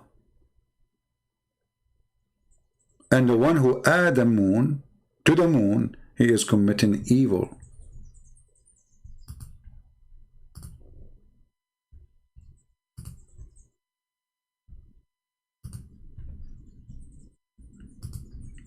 Do we have any Muslim here?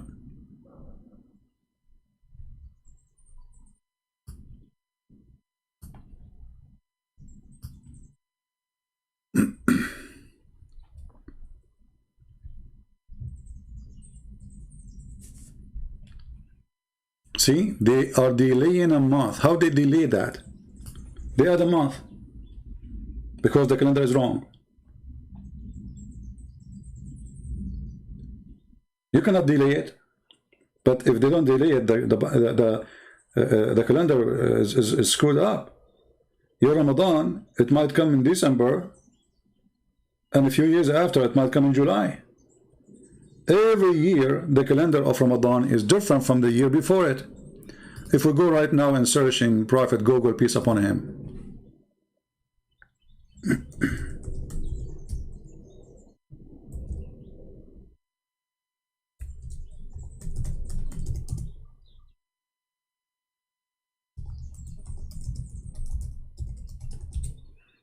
What we will find?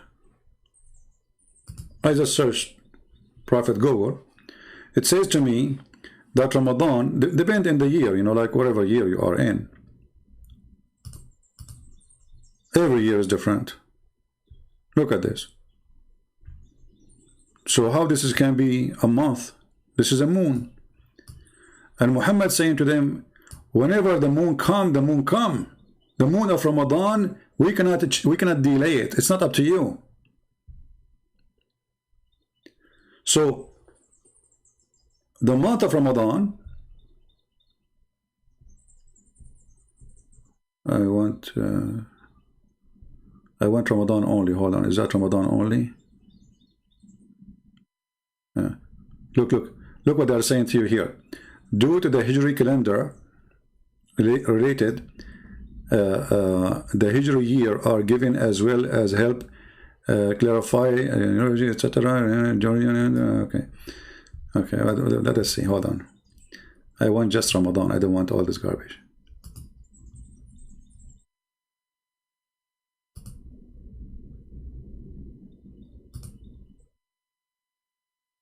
Okay.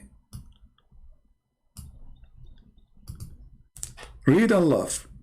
The date of the moon of Ramadan in the year 2021 start in April 13, 22 April 2nd, 23 March 23rd, 24 March 11, 25 March 1st, 26 February 18, 27, etc. As you see, February, January, June, you name it. Where is the calendar of Allah? How the moon of Allah is switching between July and December. And by the way, this calendar continue like, forever, like the same.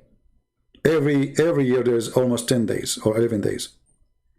Like here, from March 11 and then March 1st. March 1st and then here February 18. February 18 and then February 8. So we take down 10 days in every year to come. And this is why Ramadan keep moving. So the Arab, they used to fix the wrong calendar. But because Muhammad is following the moon god, he cannot play with his God. He is following the Sabian. And actually there's a hadith clearly says that Muhammad was a Sabian man. And by the way, the Sabian, they believe that Pharaoh, he was a Sabian. And that's why the Sabian, they hate the Jews and they believe that their God Adonai is the devil.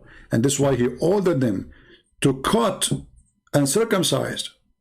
And here you ask yourself, how in the world Muhammad he accept circumcision? This is why there's a guy, his name is Amir. He was a big rabbi, or let us say a scholar for the Sabian. He said to Muhammad, he's a Hanif. He says, Muhammad, he follow Hanif and he add things to it. Hanif. This is the Sabian, Hanif. Hanif means kuffar, by the way. So if you go in the hadith, let me see if I can find the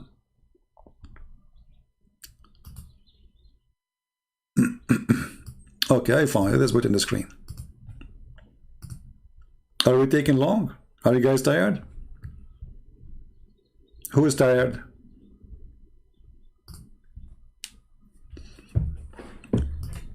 Look at this hadith of me. Muhammad, he was with his gang looking for victims as usual, to rape them, steal their money, take their women. So they needed water. So they went, searched for water, and they met a woman who was sitting on her camel between two bags of water. They asked, where we can find water? An old woman, she is getting her water. She replied, I was there, and which means she is pointing her fingers there. This hour yesterday, and my people are behind me. They requested her to accompany them. She asked where? They said to Allah messenger. She said, do you mean the man who is called Sabi'i? Do you see it? What the Muslim, they said yes.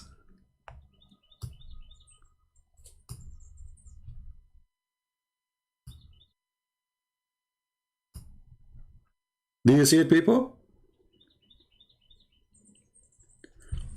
The woman, she said, is that the man who people call him Sabi'i, which means from the Sabian? The Muslim, they said to you, no. At that time, anyone leave the religion, they call him Sabi. What's wrong? Sabi is Sabian. What is Sabi? Okay, anyone leave religion, they call him a Christian?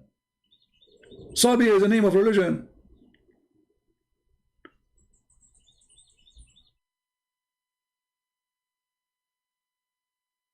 So, is that the one they call him Sabi? They said yes. Actually, you will see in my coming book, I'm working in a book, it's called The Roots of the Quran. I made actually a good part of it, but because this topic is so much complicated, and sometimes you sit and you want to write, and it really gives you a lot of headache, because it's very complicated topic, and you have to get your resource from, it's really crazy. But this is will be a very interesting book, The Roots of the Quran, because we will compare about things where Muhammad is coming, where Muhammad is taking his stories from. And I cannot put all the stories there, otherwise my book will be like 1,000 pages maybe, or 2,000 pages. So I will try to make like a summary of the most important things in Islam. Otherwise, like the same as it in 6 on Allah, if I want to write everything about Islam, speaking about sex, I will not have a space in the biggest library in this earth to write about it, because all of Islam is about sex. So the same here, when we talk about the roots of the Quran, we have to find the source of it. Like there's a book, it's called Kanz Rabba. Kanz Rabba is the book of the Sabian. And you will notice right away, if you open the book of Kanz Rabba, as if you are reading the Quran. Let me see, do this, hold on. Let me open the book.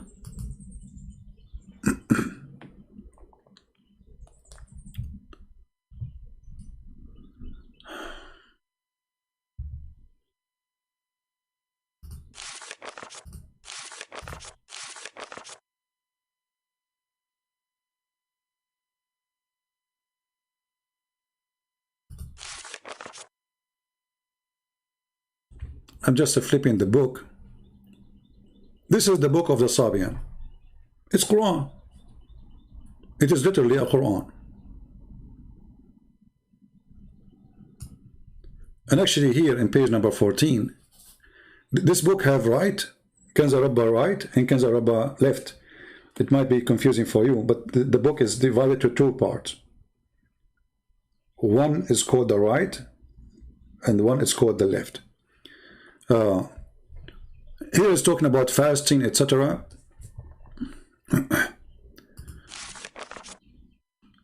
But if you read, you will see that it is Quran. Even the way it's made, it is Quran.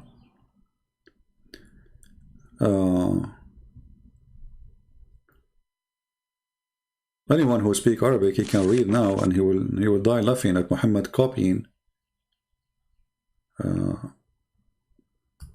from the Quran, from this book a lot.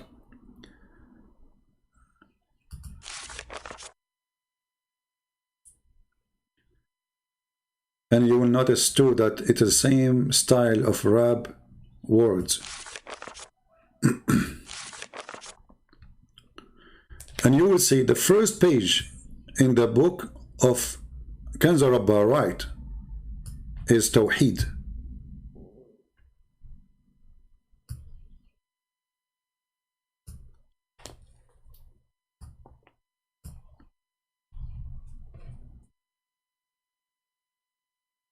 Do you see it? But this is the book of the Sabian.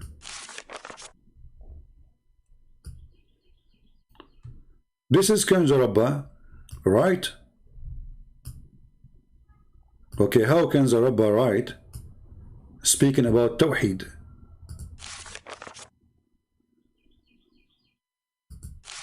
Any Muslim? What Tawheed mean? Do those people believe in one God? They worship stars.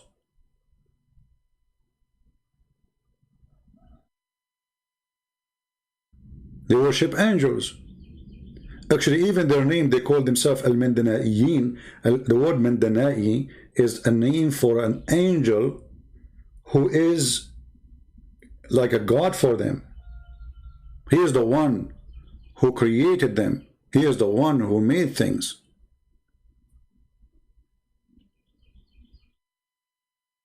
And those people believe that those angels, they have ranks. They are gods, but they have ranks. Higher ranks, lower ranks. There's angels who create. There's angels who cannot create. There's angels who they can forgive. There's angels who cannot forgive. Which means every group of angels, they have a job. And the highest is the one who can create. And the one who can create is in total agreement with Allah.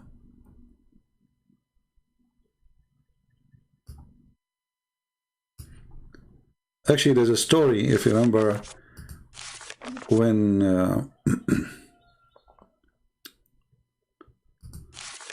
Allah ordered Adam to bow down, the angels to bow down to Adam.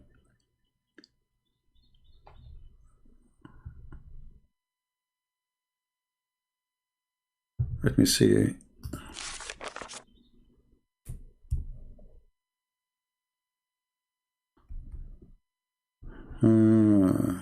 Let us see. Anyway, this is a different topic, but you will see, like, I mean, how much Muhammad is copying from this book. This book, when I'm done with it, is going to be very interesting, but it's taking too much time. I'm working on this book almost now for, I think 3 years. You know? But I will finish it for sure. I'm not able to sit every day and write in it, but I think soon I will start like taking some time off from YouTube and those things so I can write. Anyway, do we have any Muslim have an objection for what we said? Anyone can prove us wrong? Anyone?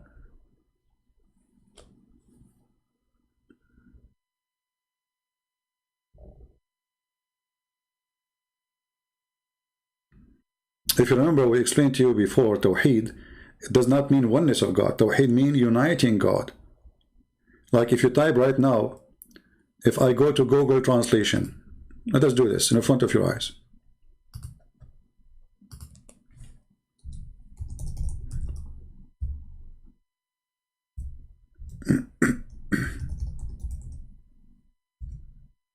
All right.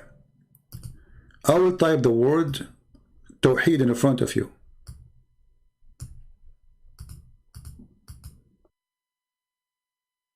I will make it a sentence. Switch to Arabic.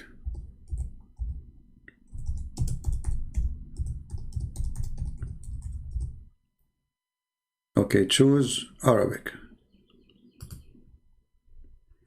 Do you see? I just typed the Tawheed al-Dawal al-Arabiya. Do you see it? This is Tawheed.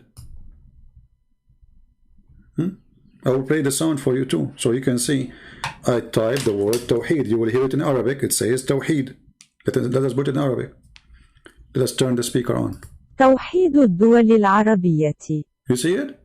توحيد الدول العربية. Okay, Tawheed mean what? Unification. توحيد الدول العربية.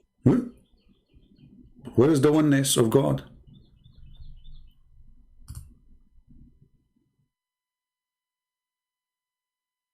Do you see it? Tawheed is unification. You don't unify something is one. If something is one, you do not need to unify what is one already. It's one. It's united. And actually, you don't unite the one. The one is one, because uniting the one make it not one. Because obviously you just united together. So Tawheed means unification. So when we say in Arabic, توحيد الدول العربية, we are saying the unification of the Arab countries. توحيد الدول العربية. So what is the oneness? توحيد الدول العربية. I don't see the word. Let us see here. The unification of the Arab countries. Man, her voice is scary. Thank God I'm not married to her. I don't want to wake up and hear this voice every morning. What she said? The unification of the Arab countries. She must be a machine, man. This voice is annoying. Hey, Google, find a real woman talking, man. I say, oh, Google. Do we have any Muslim? So they try to fool us and they say, we believe in the oneness of God, but you don't. You don't. It's a lie. And you remember before we mentioned to you when Allah, He said in the Quran, if we like to have a partner, a wife, lahu, or lahu is a woman. The word lahu mean women.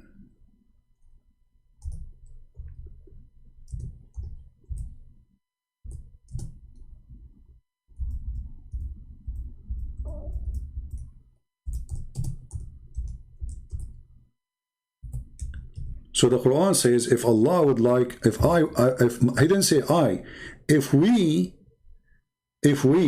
had intended to take a partner, a wife, we will take it from ourselves. Okay, Allah want to take a wife from ourselves. If Allah is one, who is ourselves? Who he will marry from? And look at the funny translation that says our presence.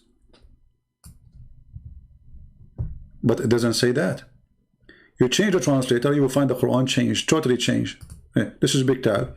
Let us go to different idiot. Look what happened. We just changed the translator, we not changed the book. Had we intended to take a pastime, i.e. wife or a son, you need to take a wife in order to have a son, we could surely have taken it from us. Okay, how Allah is one and he would like to take a wife from us? Allah is going to have sex with himself like shaitan. Shaitan, according to Muslims, Allah created for him, the first shaitan, Allah created for him a penis in the right thigh and a vagina in the left thigh, and then he shake this into this and he do nikah, and then he, which means if himself, and then he laid 10 eggs. True story. So when they say to you, we believe in the oneness of God, the Muslims, they believe in Tawheed, not in the oneness. Muhammad, he unite between gods, Allah and Akbar. Allah, Al-Lah, Al-Lah, God Lah, the moon god, and Akbar, the sun god. Now somebody like an idiot like James White, he said to you, no, when somebody says to you the Muslim worship the moon god, this is not true. The Quran says don't worship the moon, you idiot. The moon god is not the moon. You are a certified donkey. This is why it says Allah, he have 12 moons. He is the God of the moons. Donkey.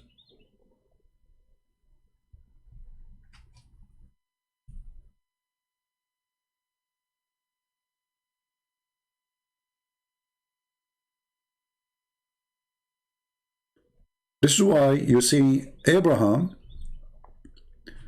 when he was looking for God, he said, this is my God, this is Akbar. He was talking about what? He was talking about the sun.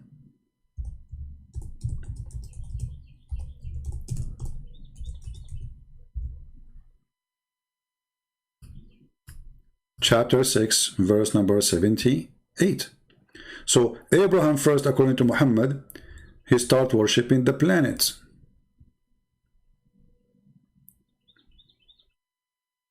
Stars. He saw a planet, we don't know which one. Muhammad did not say here in the Quran. He said, this is my God. And then when this planet or star disappear, he said, I don't like the one who disappeared. And here the story is very funny, very stupid. Why? Because now we are assuming that Abraham was blind all his life, and the first time he opened his eyes, it was night. And this is the first time he noticed that this star would disappear. You see how stupid the story? Like he did not notice before that the star disappear. And do the star disappear anyway? This is God talking, supposedly not. And by the way, when the Muslims, they say to you the Quran, nobody can make Quran. Don't they say that? People, don't the Muslims, they say to you, no one can make Quran?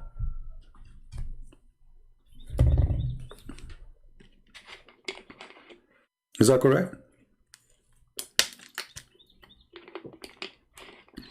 I just said Allahu Akbar. Allah is the name of the moon god.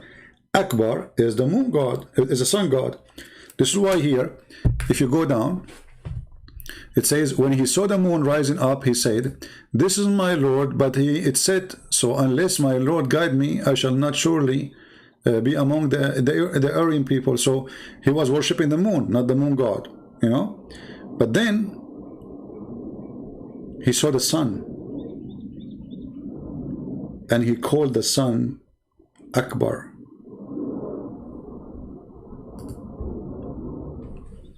Muhammad at that moment, he was trying to make the Jews believe that he is like them. He's a Jew.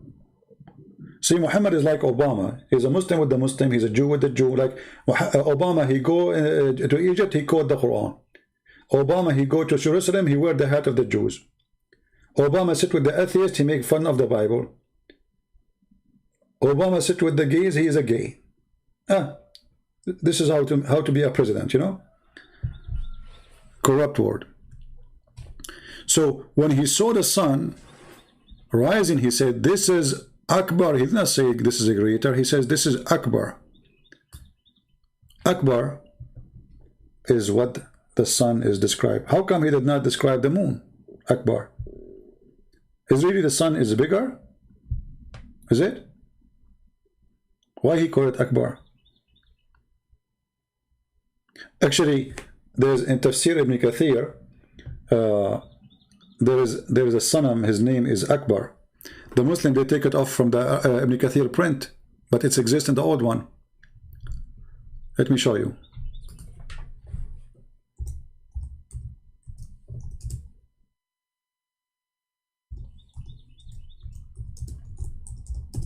Like in the other day, I went to search for it.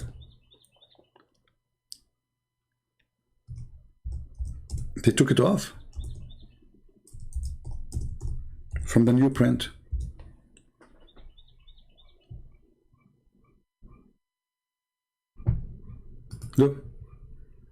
Look at the corruption. Look at this religion. This is the book of Ibn Kathir, and this is the older copies. كانوا يعبدون أصناما فصنم يقال له. Here this one, sorry, this one is about Samad. Don't you, the Muslims, they say Allahu Samad? Don't the Muslims, they say Samad? Allah is a Samad? قل هو الله أحد Allahu Samad?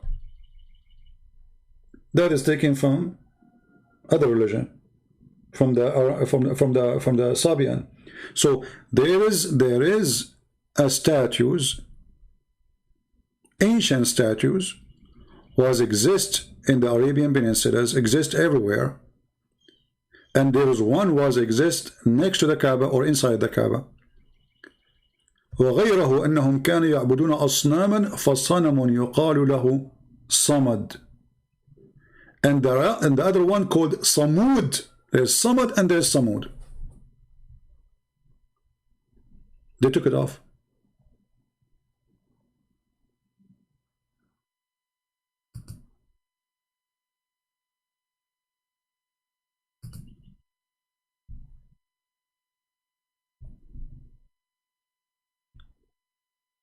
Look, here, they took it off. They changed it. From Saman to Sadda. Just to cover the scandals, what they are worshipping. I mean, if it says that, I mean, how you can even change a book? It's already printed everywhere. Well, by time, people who have the original book, they will die and nobody will have it no more. Very simple.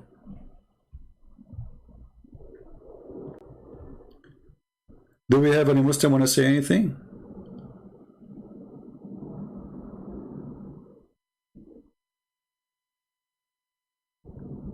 Anyone? So Ramadan is a pagan month, and if there's a priest, he is asking Christian children to recite Quran or etc. in their churches for Ramadan, this priest is supporting the devil. We love the Muslims, but loving Muslims is not by loving the cult of Islam. This is something and something else, Islam. Any priest, he do such a thing, don't take your children to his church, for his church is a synagogue of the devil. Remember the Lord, he says, not everyone says to you, says to me, Lord, Lord, God, God, will enter the kingdom of my Father.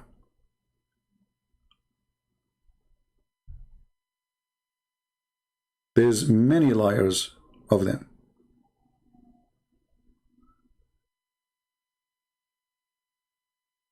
So if you ever see a priest, he's trying to promote the cult of Islam, he's a church, you should know that you should know better that he is no Christian. Do you agree? Never trust a priest, by the way. And never trust me even. Trust God. Who am I? All of us, we are sinners. So anyone he bring you teaching other than what is in the scriptures is not to follow, period. We don't follow a man. We don't follow a priest. We don't follow a bishop. We don't follow the Pope. We don't follow Protestant. We don't follow Orthodox. We don't follow whatever. We follow what Jesus said. Anything else, anyone brings something is not what Christ he said. The Bible says, who is the Antichrist? Is the one who denied the Father and the Son. So when this priest is singing for Ramadan, he is singing for Satan. The Bible said it clearly. Who is the one? Who is the Antichrist? You do not need to be a genius. If you see such someone he called himself a priest, ask him like, who is the one who is Antichrist in the Bible, according to the Bible? Let us see what he will say.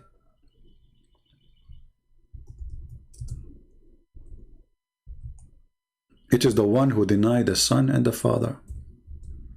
Don't Islam deny both? Islam don't believe that we have a Father, and Islam does not believe that God have a Son. So when somebody claims to be a priest, he's teaching according to who? They say to you, this is interfaith, to be nice to Muslim. Be nice to Muslim, give a donation, feed the poor people. Go walk in the street. If you see somebody is a Muslim and he's poor, help him. Not by praying to Allah. When you pray to Allah, you are not feeding the Muslim. You are not feeding Muslim, you are not feeding Christian. You know, this is what people help.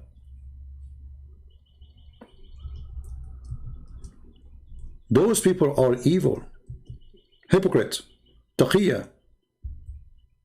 You know, there's many, they practice taqiyya every day.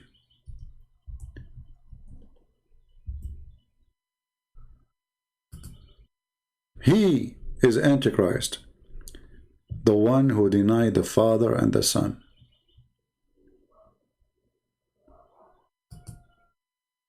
So Muhammad in the Quran labeled as he who deny, and he is the liar. And not only, you know, when the Bible says who is the liar, and then the Bible says he who denied that Jesus is the Christ, and he is Antichrist who denies the Father and the Son. So Muhammad, he have two descriptions in the same time. He is Antichrist and he is a liar. So when somebody claimed to be a priest and he said to you, I'm going to teach the children in our churches to sing for Ramadan. What is Ramadan? A month brought or celebration ritual by the man who killed people on Ramadan. This is the month where Muhammad slaughtered the Christians. This is actually the last war they have against Israel. It was the war of Ramadan. Ramadan is not the month of peace. Muslim, they say to you, oh, in Ramadan we don't have war. Most of the wars Muhammad did and Muslim did, it was in Ramadan. But who is the liar? It is the one who denied the Father. It is the one who denied Christ. How do you deny Christ? Or Muhammad, he says that Jesus is the Christ. No, actually, he gave him a different name. He said that Isa is the Christ. We don't know what Isa. But let us say, for the sake of argument, Muhammad is stupid and he thought this name is correct. Still, he don't believe. And he teach his followers to kill those who believe that Jesus is a son of the Father. And this is why he is an Antichrist. He's a liar. He's a false prophet. You have a false prophecy. All the prophecies of Muhammad are false. And I change any Muslim right now. If any one of them, he can show me one prophecy is not false. After all those hours I am live on air, I'm willing to open my paltalk for you. If you have the guts to show me one prophecy Muhammad said is not a fraud. Just one. They don't dare. But if you are a guy who is a blonde with blue eyes, the Muslims will be lined up to prove you wrong. But in my case, nobody show up.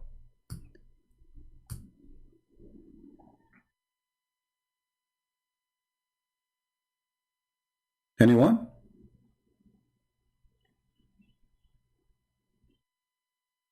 So my friends, anyone he call himself a priest and he bring a good image of Islam to your children, this guy is more dangerous than the devil himself. Take your children away from him. This is the only thing you can do.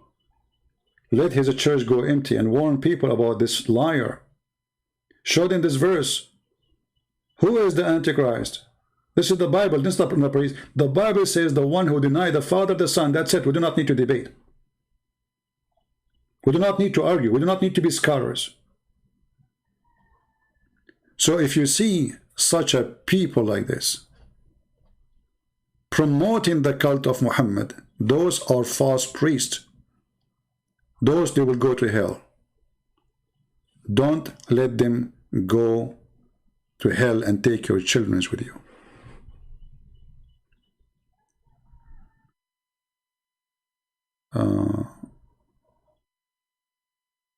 The prophecy of Muhammad saying Islam will come, I don't know about that one.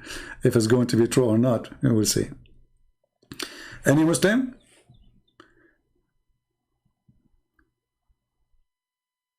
You know what? I think I'm thinking now to make my coming broadcast. I call it Muhammad is a false prophet. Prove me wrong. And we will challenge the Muslims, any Muslim, to call us and show us one prophecy of Muhammad.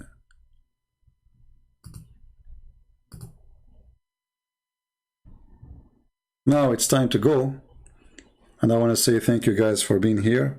I hope we learn together a lot of things together, and I wish I can share with you more, you know. But sadly, the language barrier is always making what I do limited, very limited actually. But what we are sharing with you is extremely enough to defeat Islam. It's more than enough. Islam is the most stupid cult ever you can imagine. I mean, I do not need to be a genius to believe, to know that this can't be God. I mean, God, he promised me big boobs, endless penis. I mean, what is this? Are we talking about a God or talking about a cartoon? So Islam is very silly, very stupid. But don't think because it's stupid, there's not somebody is going to be fooled by the stupidity. Because if you go on YouTube, you will see how much money they invest science and the Quran. Did you ask yourself why they are making those videos? So they can control your mind and make you believe that this is an amazing book, when the book is nothing but a joke. So many, they will be deceived because many, they are not helping to spread the truth. Many of you come here and just watch and laugh, but you don't go around and share the truth. You don't download the video and repost. You see, if a Christian prince was a Muslim, I will have 100,000 people watching my video now, live. I don't want to compare myself to the idiot Zakir Naik, but look how many they watch him, and look how many they watch me. Why? Because a Christian, they don't support really. They like to watch, sadly. If I open my email, I will find every day 80, 100, 200, I don't know. Can you answer this guy? Can you refute this guy? Did you see this video? As if there's no Christian in this earth except me. Did you ask yourself why you don't do it yourself? Why only me? I am the only Christian left. So they wanna, oh, you are the one who is so good in it, but you can't do your part. I cannot do everything. And the funny, the Muslim, they think I have an army behind me. They think I have assistants, I have secretary. Hey, secretary, can you bring me some water? Water come. Look how fast my secretary is. I have Khadija here. Thank you, secretary. Yeah. So, do your part. Don't be a person who watch. One day the Lord, he will ask you what you did, where you been. He did what you did. He did. Yeah, he did. What about you?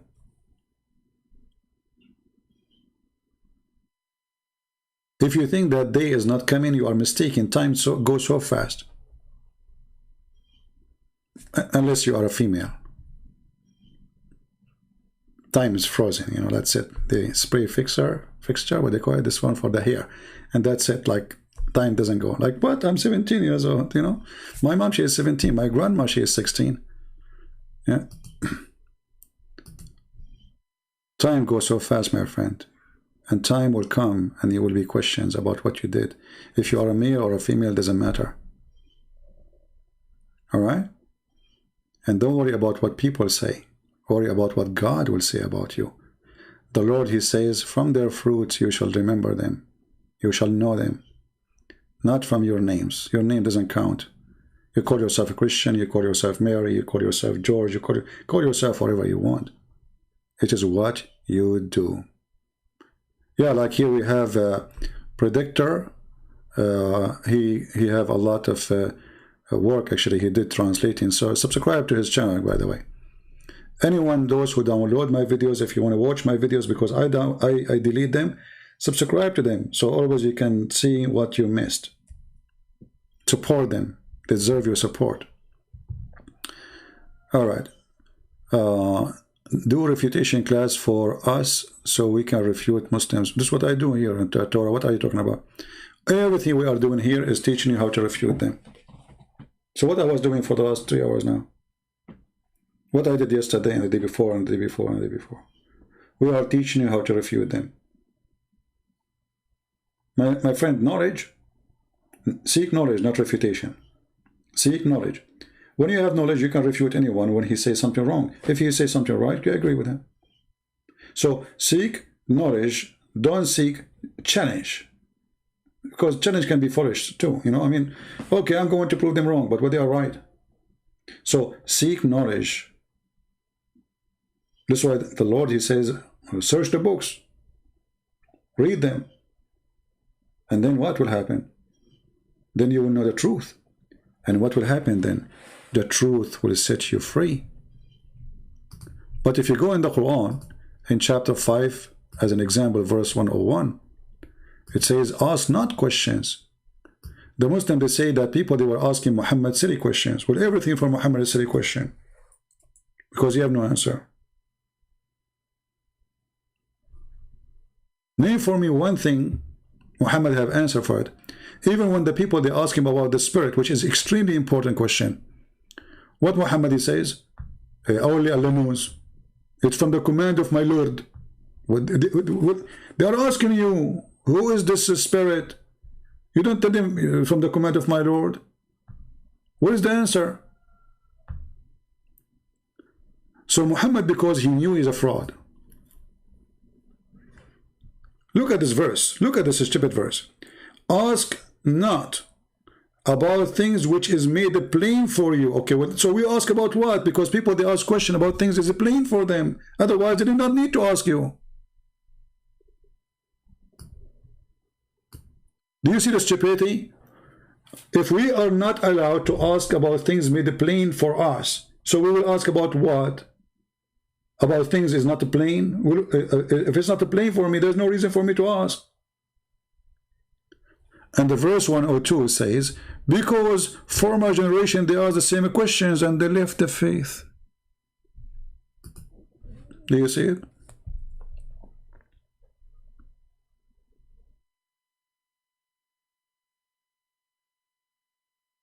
So with Jesus is the opposite. He wants you to read the books. He wants you to learn. Educate yourself. He don't want a fool follower. A fool, there's two kinds of fool, by the way.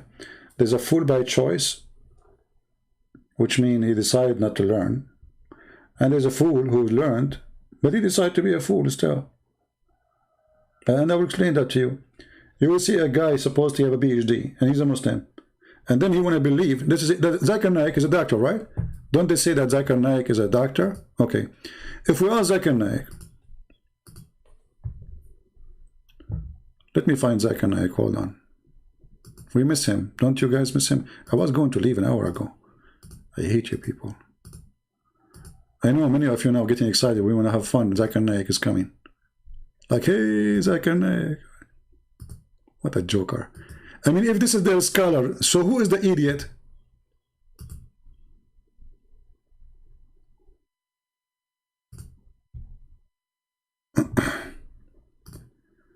Okay, let us see.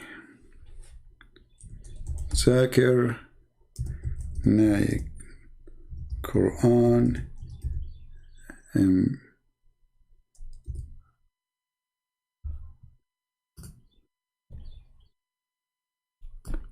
okay, look at this. Are you ready?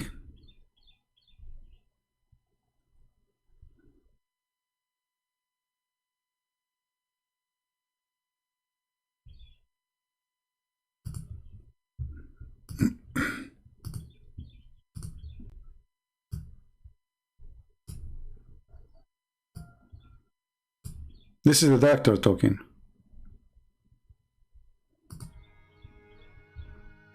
Okay, come on. Collected all the data that you could find in the Quran, as well as the Hadith, dealing with embryology. And they followed the verse of the Quran, Surah Nahl, chapter number 16, verse 43, and Surah Anbiya, chapter number 21, verse number 7, which says, "Fas'alu ahla zikri in kuntum la ta'lamun." He just killed Muhammad. Is'alu ahla dhikri in kuntum la ta'lamun. So ask the Christians and the Jews. The verse saying, ask the Christians and the Jews, if you do not know. If you don't know, if you're in doubt, ask the person who's knowledgeable. So no, it doesn't say the person who is knowledgeable, you idiot. Ahlul dhikr, the people who have a book. You don't even know how to translate his Quran. The Arab students, they collected the verses of the Quran and the Hadith dealing with embryology and translated it into English and presented it to Professor Keith Moore. That was about 30 years back. Yeah, well, this guy, he made a book saying the Arab, they were great in science, except Islamic scientists, they were not good when it's come to embryology. And he quoted the Quran, the same one, the same person, they keep quoting his name. And I gave you the link for him. Who have it? Do you admin have the link for this Moore, Dr. Moore? Post it. This guy, he himself, he made fun of the Quran. And the Muslims, they keep quoting him. They invited him for a conference in Saudi Arabia. He got a big check. So he said, yeah, it says like something, but in his book, this guy, he made fun of the Quran.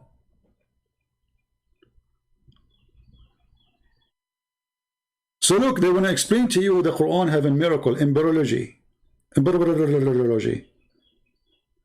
But if we go in the Quran, we will find the Quran saying the most stupid thing. That the dead blood became a baby. And the sperm became dead blood.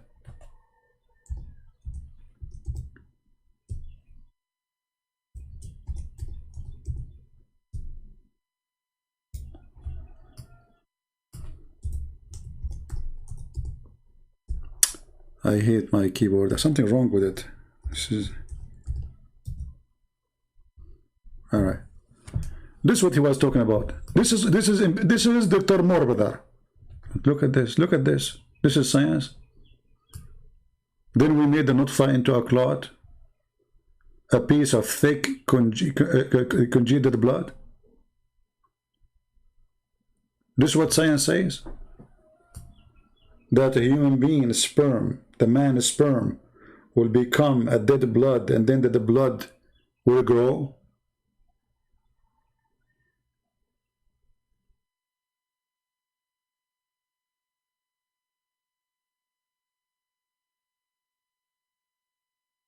Any Muslim agree with this? Well, one of you, he sent me an email saying, can you refute their science? I said, my friend, I have 2 books talking about it. Go read them. One is called Quran and Science. The other one called Deception of Allah, because both of them, I decided to change the name. Actually, the 2 books are one book. The 2 books, because they became so big, you know, keep writing. I said to myself that I have to stop. Otherwise, it's endless. So I made them 2 books. Deception of Allah and Quran and Science. Go and read and laugh. This is science.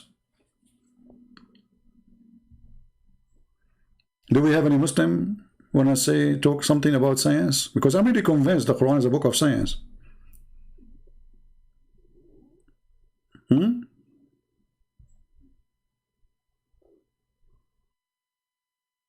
Anyone? And Muhammad is the first one who come to a conclusion that if you have orgasm first, the baby will look a male and will look like you. And then the Muslim in their in translation, they say, oh, the Prophet was talking about the chromosome. The Prophet was talking about the chromosome, but he's saying it is thick and white, talking about the sperm, not the chromosome. And he says the one who comes first, comes first. Suddenly, the one who comes first became a chromosome. Science. This is why if you look like me, you look so bad, I mean, and you are going to sleep with your wife, and you want to have a baby, well, don't have orgasm first, because then you will look like you. You don't want that to happen to your son, don't you? Do you? So let your wife have orgasm. So like choose a wife, she is good looking, and then never have orgasm first. Never. Otherwise your kids will look like you. Well, you don't want that. Unbelievable. Like, you know, if I get married and I will say, no, you come first. She said, no, you come first. I said, no way, you come first. She said, you come first. I said, no, you don't understand. If I come first, the baby will look like me. I cannot do that. Stop, you are torturing me. Wisdom of the Prophet.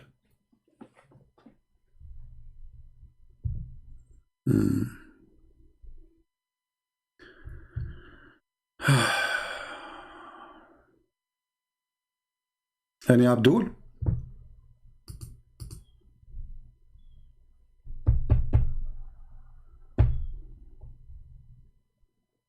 And by the way, one of the most amazing thing about the sexual intercourse in Islam is when you go to the bedroom with your wife, you have to make a prayer. Like now, your wife, she is taken to take off her clothes, and she is waiting to His Majesty. She is excited, and now we start to you have to pray to Allah to protect your penis. Otherwise, Shaitan, he will round himself around your penis, and he will be doing your wife with you, and then the son is not going to be your son or brother. A'udhu billah. That's science. I mean, who can deny that?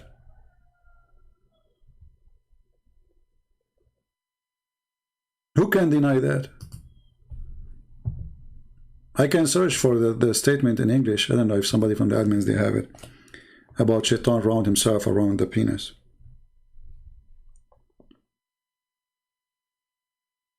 I remember once there was a Muslim, he came to a chat room in a program called Apologetics, the one I use for Muslims to call me now. So this guy, each time he come to the mic and he say, you Christians are sons of Shaitan. Anyway, so once the admin, I was there, I used to sit like I'm working my book, and you know, I just for fun. I'm listening. So the admin in the chat room, he said to me, can you just take the mic and say something to him? I said, say what? He said, I don't know. I mean, this guy, he do the same. Each time he come, he say the same to us.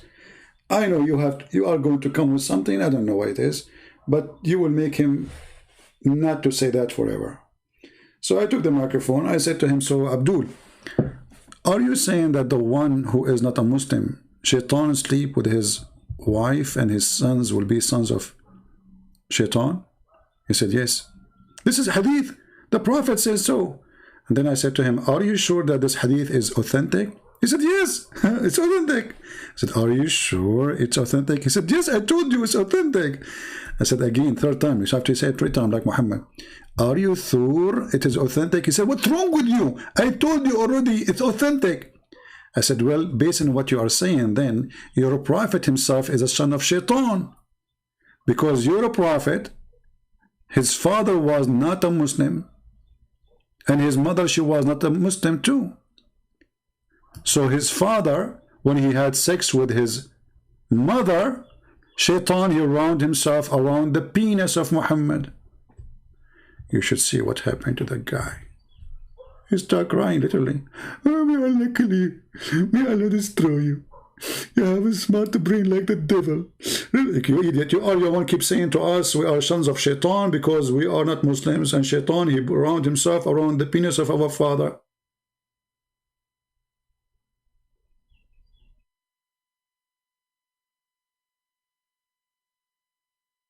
You said that.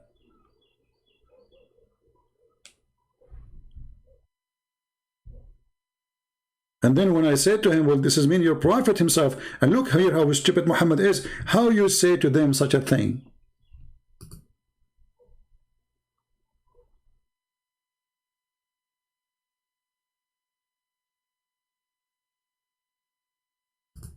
How Muhammad he say even that to them? Don't you know that Muhammad forgot that he himself, his father wasn't a Muslim? Look, this is their book. The admin, he posted the link for this. You can open it and you can save it. Look what it says here. Narrated by Mujahid, if a man has intercourse and does not mention the name of Allah, look, now you are holding, excuse my language, your private part, and now you have to mention the name of Allah. I mean, there's a connection if you think about it. Okay. Is the text clear? Let me zoom more. Most of you are old like me and you don't have good vision. Except women, for sure. They are all young here, you know. I'm just talking about men. Excuse me. Forgive me, please. Yeah. So, the fifth view is Mujahid. He said, if a man has intercourse and he does not mention the name of Allah, the jinn, which means the shaitan, he warp himself around his penis and has intercourse along with him.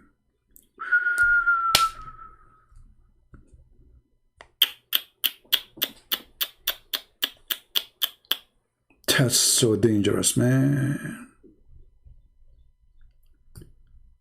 And here you notice that the Prophet Muhammad is the first one who come with Mr. Condom. Who is the one who come with Mr. Condom? Prophet Muhammad. Take it or leave it.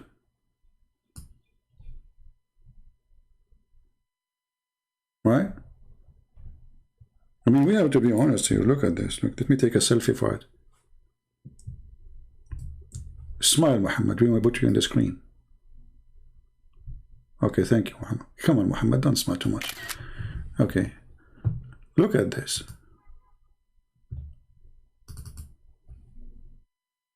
Isn't this is amazing knowledge? How Muhammad, who is not a doctor, he knew this. Let us face it together. I mean, I know you are Christian, you don't want to believe in Islam, etc. But how the Prophet, he was able to accomplish such a knowledge beyond our vision? Because you cannot see that the shaitan rounding himself around your penis. So, shaitan is a condom. He is. I mean, it's in front of you. He round himself around. So why people, they have sexual diseases if shaitan always is rounding himself? Shaitan should have the disease, not him. Because he will go rounding himself.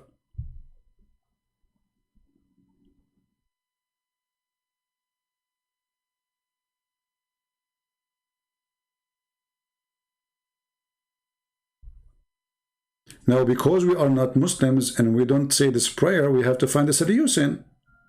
So what is the solution for this is a problem now? So shaitan don't round. I think you have to cover it by oil, so it's going to be slippery. So if shaitan tried to hold himself on it, like he slipped like zip. Shaitan, you cannot hold it. Sorry. What genius, Muhammad.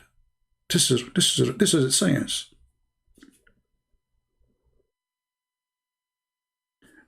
Just to show you another science of Muhammad, just a little more, you know.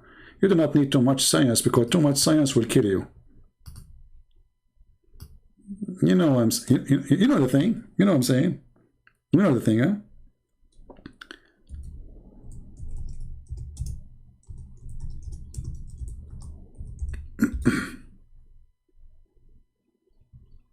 Oh boy.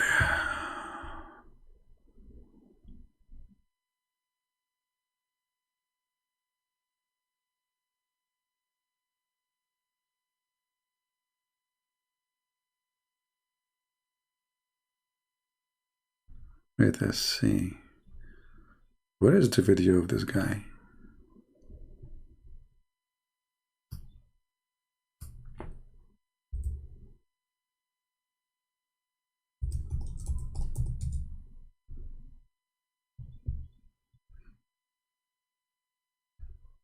Each time I look for something, I find I find my videos, not the video of the guy who I'm looking for. Ah, here we go. But this is not the whole video, it's a very short video. But this is science too, I mean, we have to admit. Hadith of Tirmidhi it says, yeah, when you give the adhan, the shaitan, he not only runs, but the hadith says, lahu durat. You know what durat is? Durat is, he runs, and as he's running, yeah, his fart comes out. Lahu durat. I'm not making this the hadith. And listen to the ahadith, like you first, you know what the deen is about. The deen is about getting the shaitan away from you. So you know, you go into the toilet, you know, Bismillahi Allahumma inni a'udhu bika min al-khubuthi wal khaba'ith. Now you are going, excuse my language, you are going to do literally shit. Literally. I say the word as it is. And now you have to say Allah. I mean, now you have to remember Allah. And now you have to pray to Allah. Why? What is the occasion? It's a shit time. Excuse my language. I know some people, they say you should not talk like this. I don't care what people say. Deliver it as it is. Not the shit, I mean the word. No manure, no manure. So Allah protect me from these devils. You go in there with your left foot. The left foot you went in, you get... Left foot, brother. Brother, left foot. Don't enter with the right foot, brother. No, haram. Haram. Left foot, left foot, left foot, left foot. Don't enter with the right foot. Please don't do it. Such a mistake is really serious and dangerous. Brother, what will happen if I enter with the right foot? Shaitan, he will put a screwdriver in your anus. I'm serious. He will go, he will play with it. You know, he play with it, and you have to go to the bathroom like, you know, do it, you know, it's not coming. Even if you enter with the left foot, but you don't say the prayer, like if one of them is missing, that's it. Shaitan, he got you. He got your anus. A reward for that. You're in the toilet, shaitan can't see you anymore. That's in a hadith. Bismillahi Allahumma inni a'udhu bika min al-khubuthi wal... Look. You say the prayer, shaitan, he can't see you. Become invisible. I'm going to do that to rob a bank. I will say the same prayer and will go. Let me see if they will see me when I get inside the bank. I will go and take all the money and get out, and nobody will see me, like security, nobody, like, you know, like even the camera, like there's nobody, you know, like why? Because you said this prayer, you became invisible. Shaitan cannot see you, brother. This is deep. Durat. You know what durat is? Durat is, he runs, and as he's running, yeah, his fart comes out. Lahu durat. And do you hear the background music? This is like a praying to Allah. I mean, look at the topic and look at the music in the background. I mean, it fit perfectly. Perfect background with perfect topic. It's a shitty religion, what we can say. What is this background is about? What a Muslim, what are you doing? Lahu durat. You know what durat is? Durat is, he runs, and as he's running, yeah, his fart comes out. Lahu durat. I'm not making this the hadith. And listen to the ahadith, like you first, you know what the deen is about. The deen is about getting the shaitan away from you. So you know, you go into the toilet, you know, Bismillahi Allahumma inni a'udhu bika min al-khubuthi wal khaba'ith. So Allah protect me from these devils. You go in there with your left foot. The left foot you went in, you get a reward for that. You're in the toilet, shaitan can't see you anymore. That's in a hadith, right? Guys, I have to go to the bathroom. I want to try something. Because honestly, like all of us, we have to say the truth. We suffer when we go. Because none of us say this prayer. None of us, we say this prayer. We have to be honest. Come on. How many of you suffer every day? All of you must be, you know. Hindus, Buddhas, atheists, all of you. You go to the bathroom, shaitan, he play with your anus. If we take a photocopy of your anus, only Allah knows what we will find there. Screwdriver, screws, maybe a spoon, a fork, a chair. I mean, whatever shaitan he used for his living room.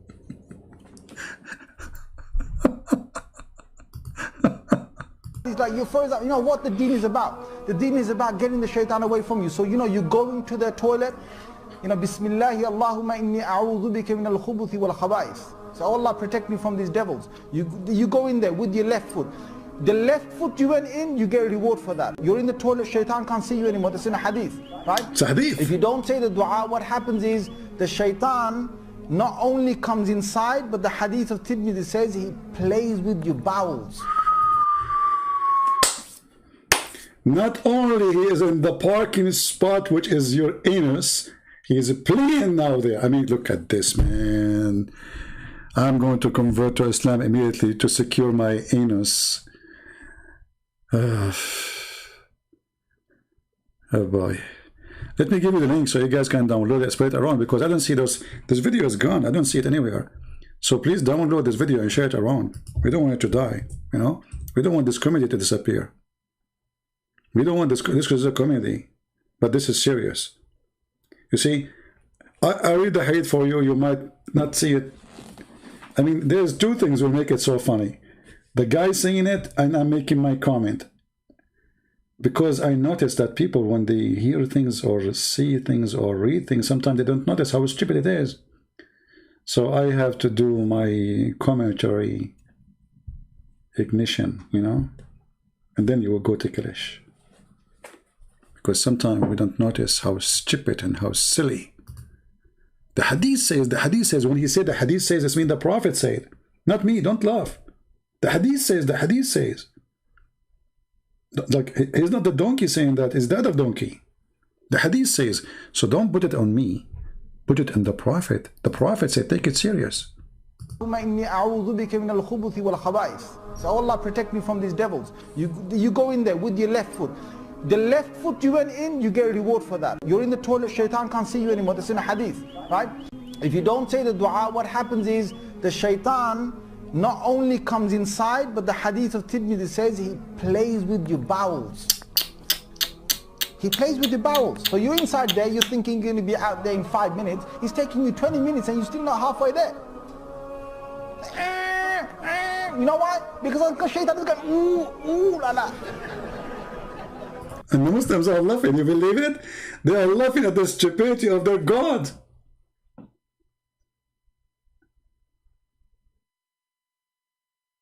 You are now sitting in the toilet seat. Okay, hold on. This is not enough for you guys. I think we need to have to do some work here. I mean, I don't think this is working. I think the explanation of this guy is not good enough for you. I don't know, I have a feeling that you are not understanding how serious the situation is. This is very serious. Imagine, brother, you're entering the bathroom. Brother. I'm not going to say sister because this is really offending for women. Brother, you are entering the bathroom and you forgot to say the prayer. Let us call Zakir Naik. He is now in the school, and now soon he will take a break from the school. He's a teacher, you know, he's a big teacher. He's teaching in Harvard, University of Pakistan, in Bangladesh, which is in Malaysia. See, he took a break now. Okay, now let me call him. Now we can call him, because before that he is busy, you know, he's busy.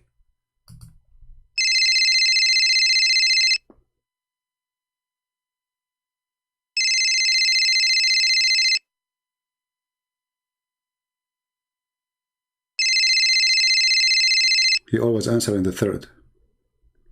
Hello? Christian Prince, I can't talk to you. First, I was speaking for many hours. Secondly, you are stupid. Hey, Zakir Naik, hold on.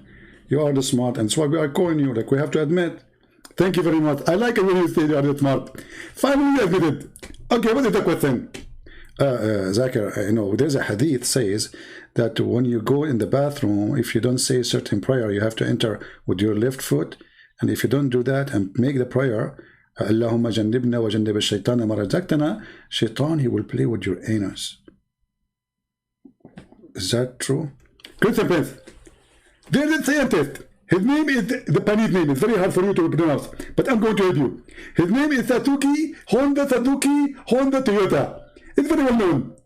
And he is the one who discovered this. That if you enter the bathroom and you don't do the salat, I think the last part was in Urdu. I'm not sure really what you're saying.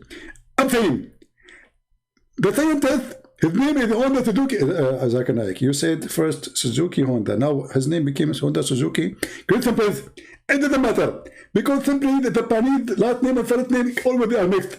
And it depends how you flip him. So Mr. Suzuki Honda Toyota, he said that if you go to the bathroom and you don't get the prayer, Satan, he play with your anus. Okay, but what is the proof? I'm going to play to you. He installed a very high sensitive cameras. He installed where? What? Cameras? Exactly. And they make that interfering. With what? Interfering. You mean like X-ray and... Exactly.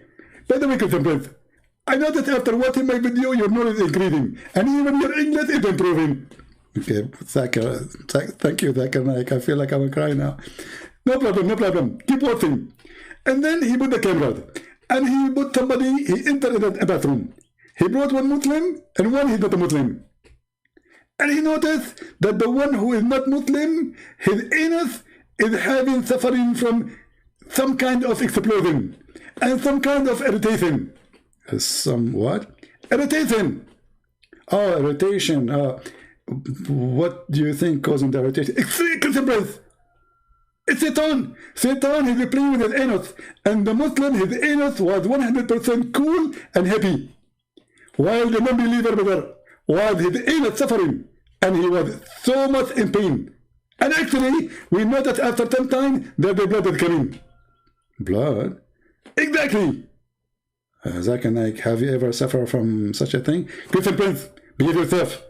I always say the prayer, and my Alhamdulillah, Allah, he broke my anus. Okay, well, I don't know. Zach and I go to the bathroom fine. Nothing happening. Christian Prince, you think it's not happening, but the fact it's happening. If we get you those cameras, I assure you that you will see the difference. Oh, so there's only the camera, but the hadith says he push it up and he go inside and you stay there forever. What I know, right? Christian Prince, to be or not to be is the question. And this is a statement said by a Muslim. His name is Sheikh Isper. What? To be or not to be is the question. Okay. And this is a statement made by a Muslim Sheikh. His name is Sheikh Isper. His name is Sheikh Isper. Shakespeare, you mean? He was a Muslim? Exactly. And he is one of those who witnessed for the scenario. Because his wife, he was a Muslim. And he was a Muslim. When his wife go to the bathroom, he stayed there for 10 hours.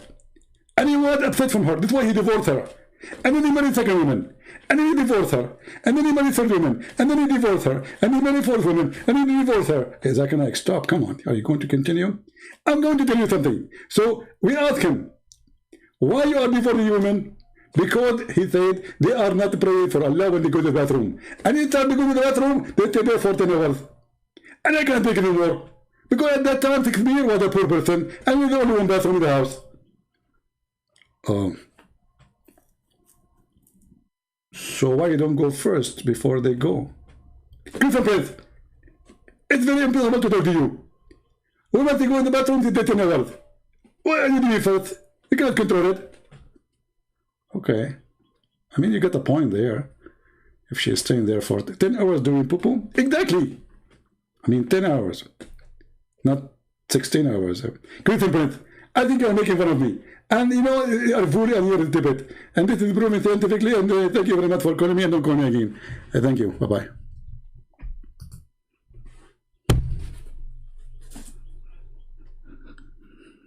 Genius.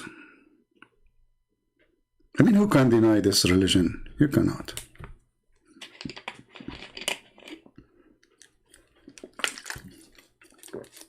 And then they make videos for you about Quran and science. And the prophet of science. And now you are inside the bathroom and shaitan is inside your anus. He plays with the bowels. So you're inside there, you're thinking you're going to be out there in 5 minutes. He's taking you 20 minutes and you're still not halfway there. You know why? Because shaitan is going, ooh, like that. See, the hadith told you, the hadith says to us, he plays with your bowels. Yal'abu, he plays with the bowels. That's hadith it? of Tirmidhi says, it says. Shade. Did he say shade? Hadith of Tirmidhi shade? Shade.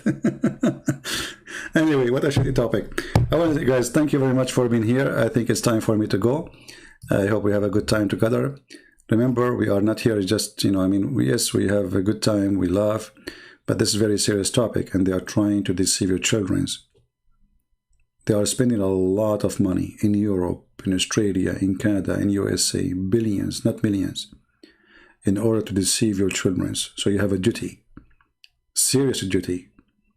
A church starts at home, not at school, and not at church.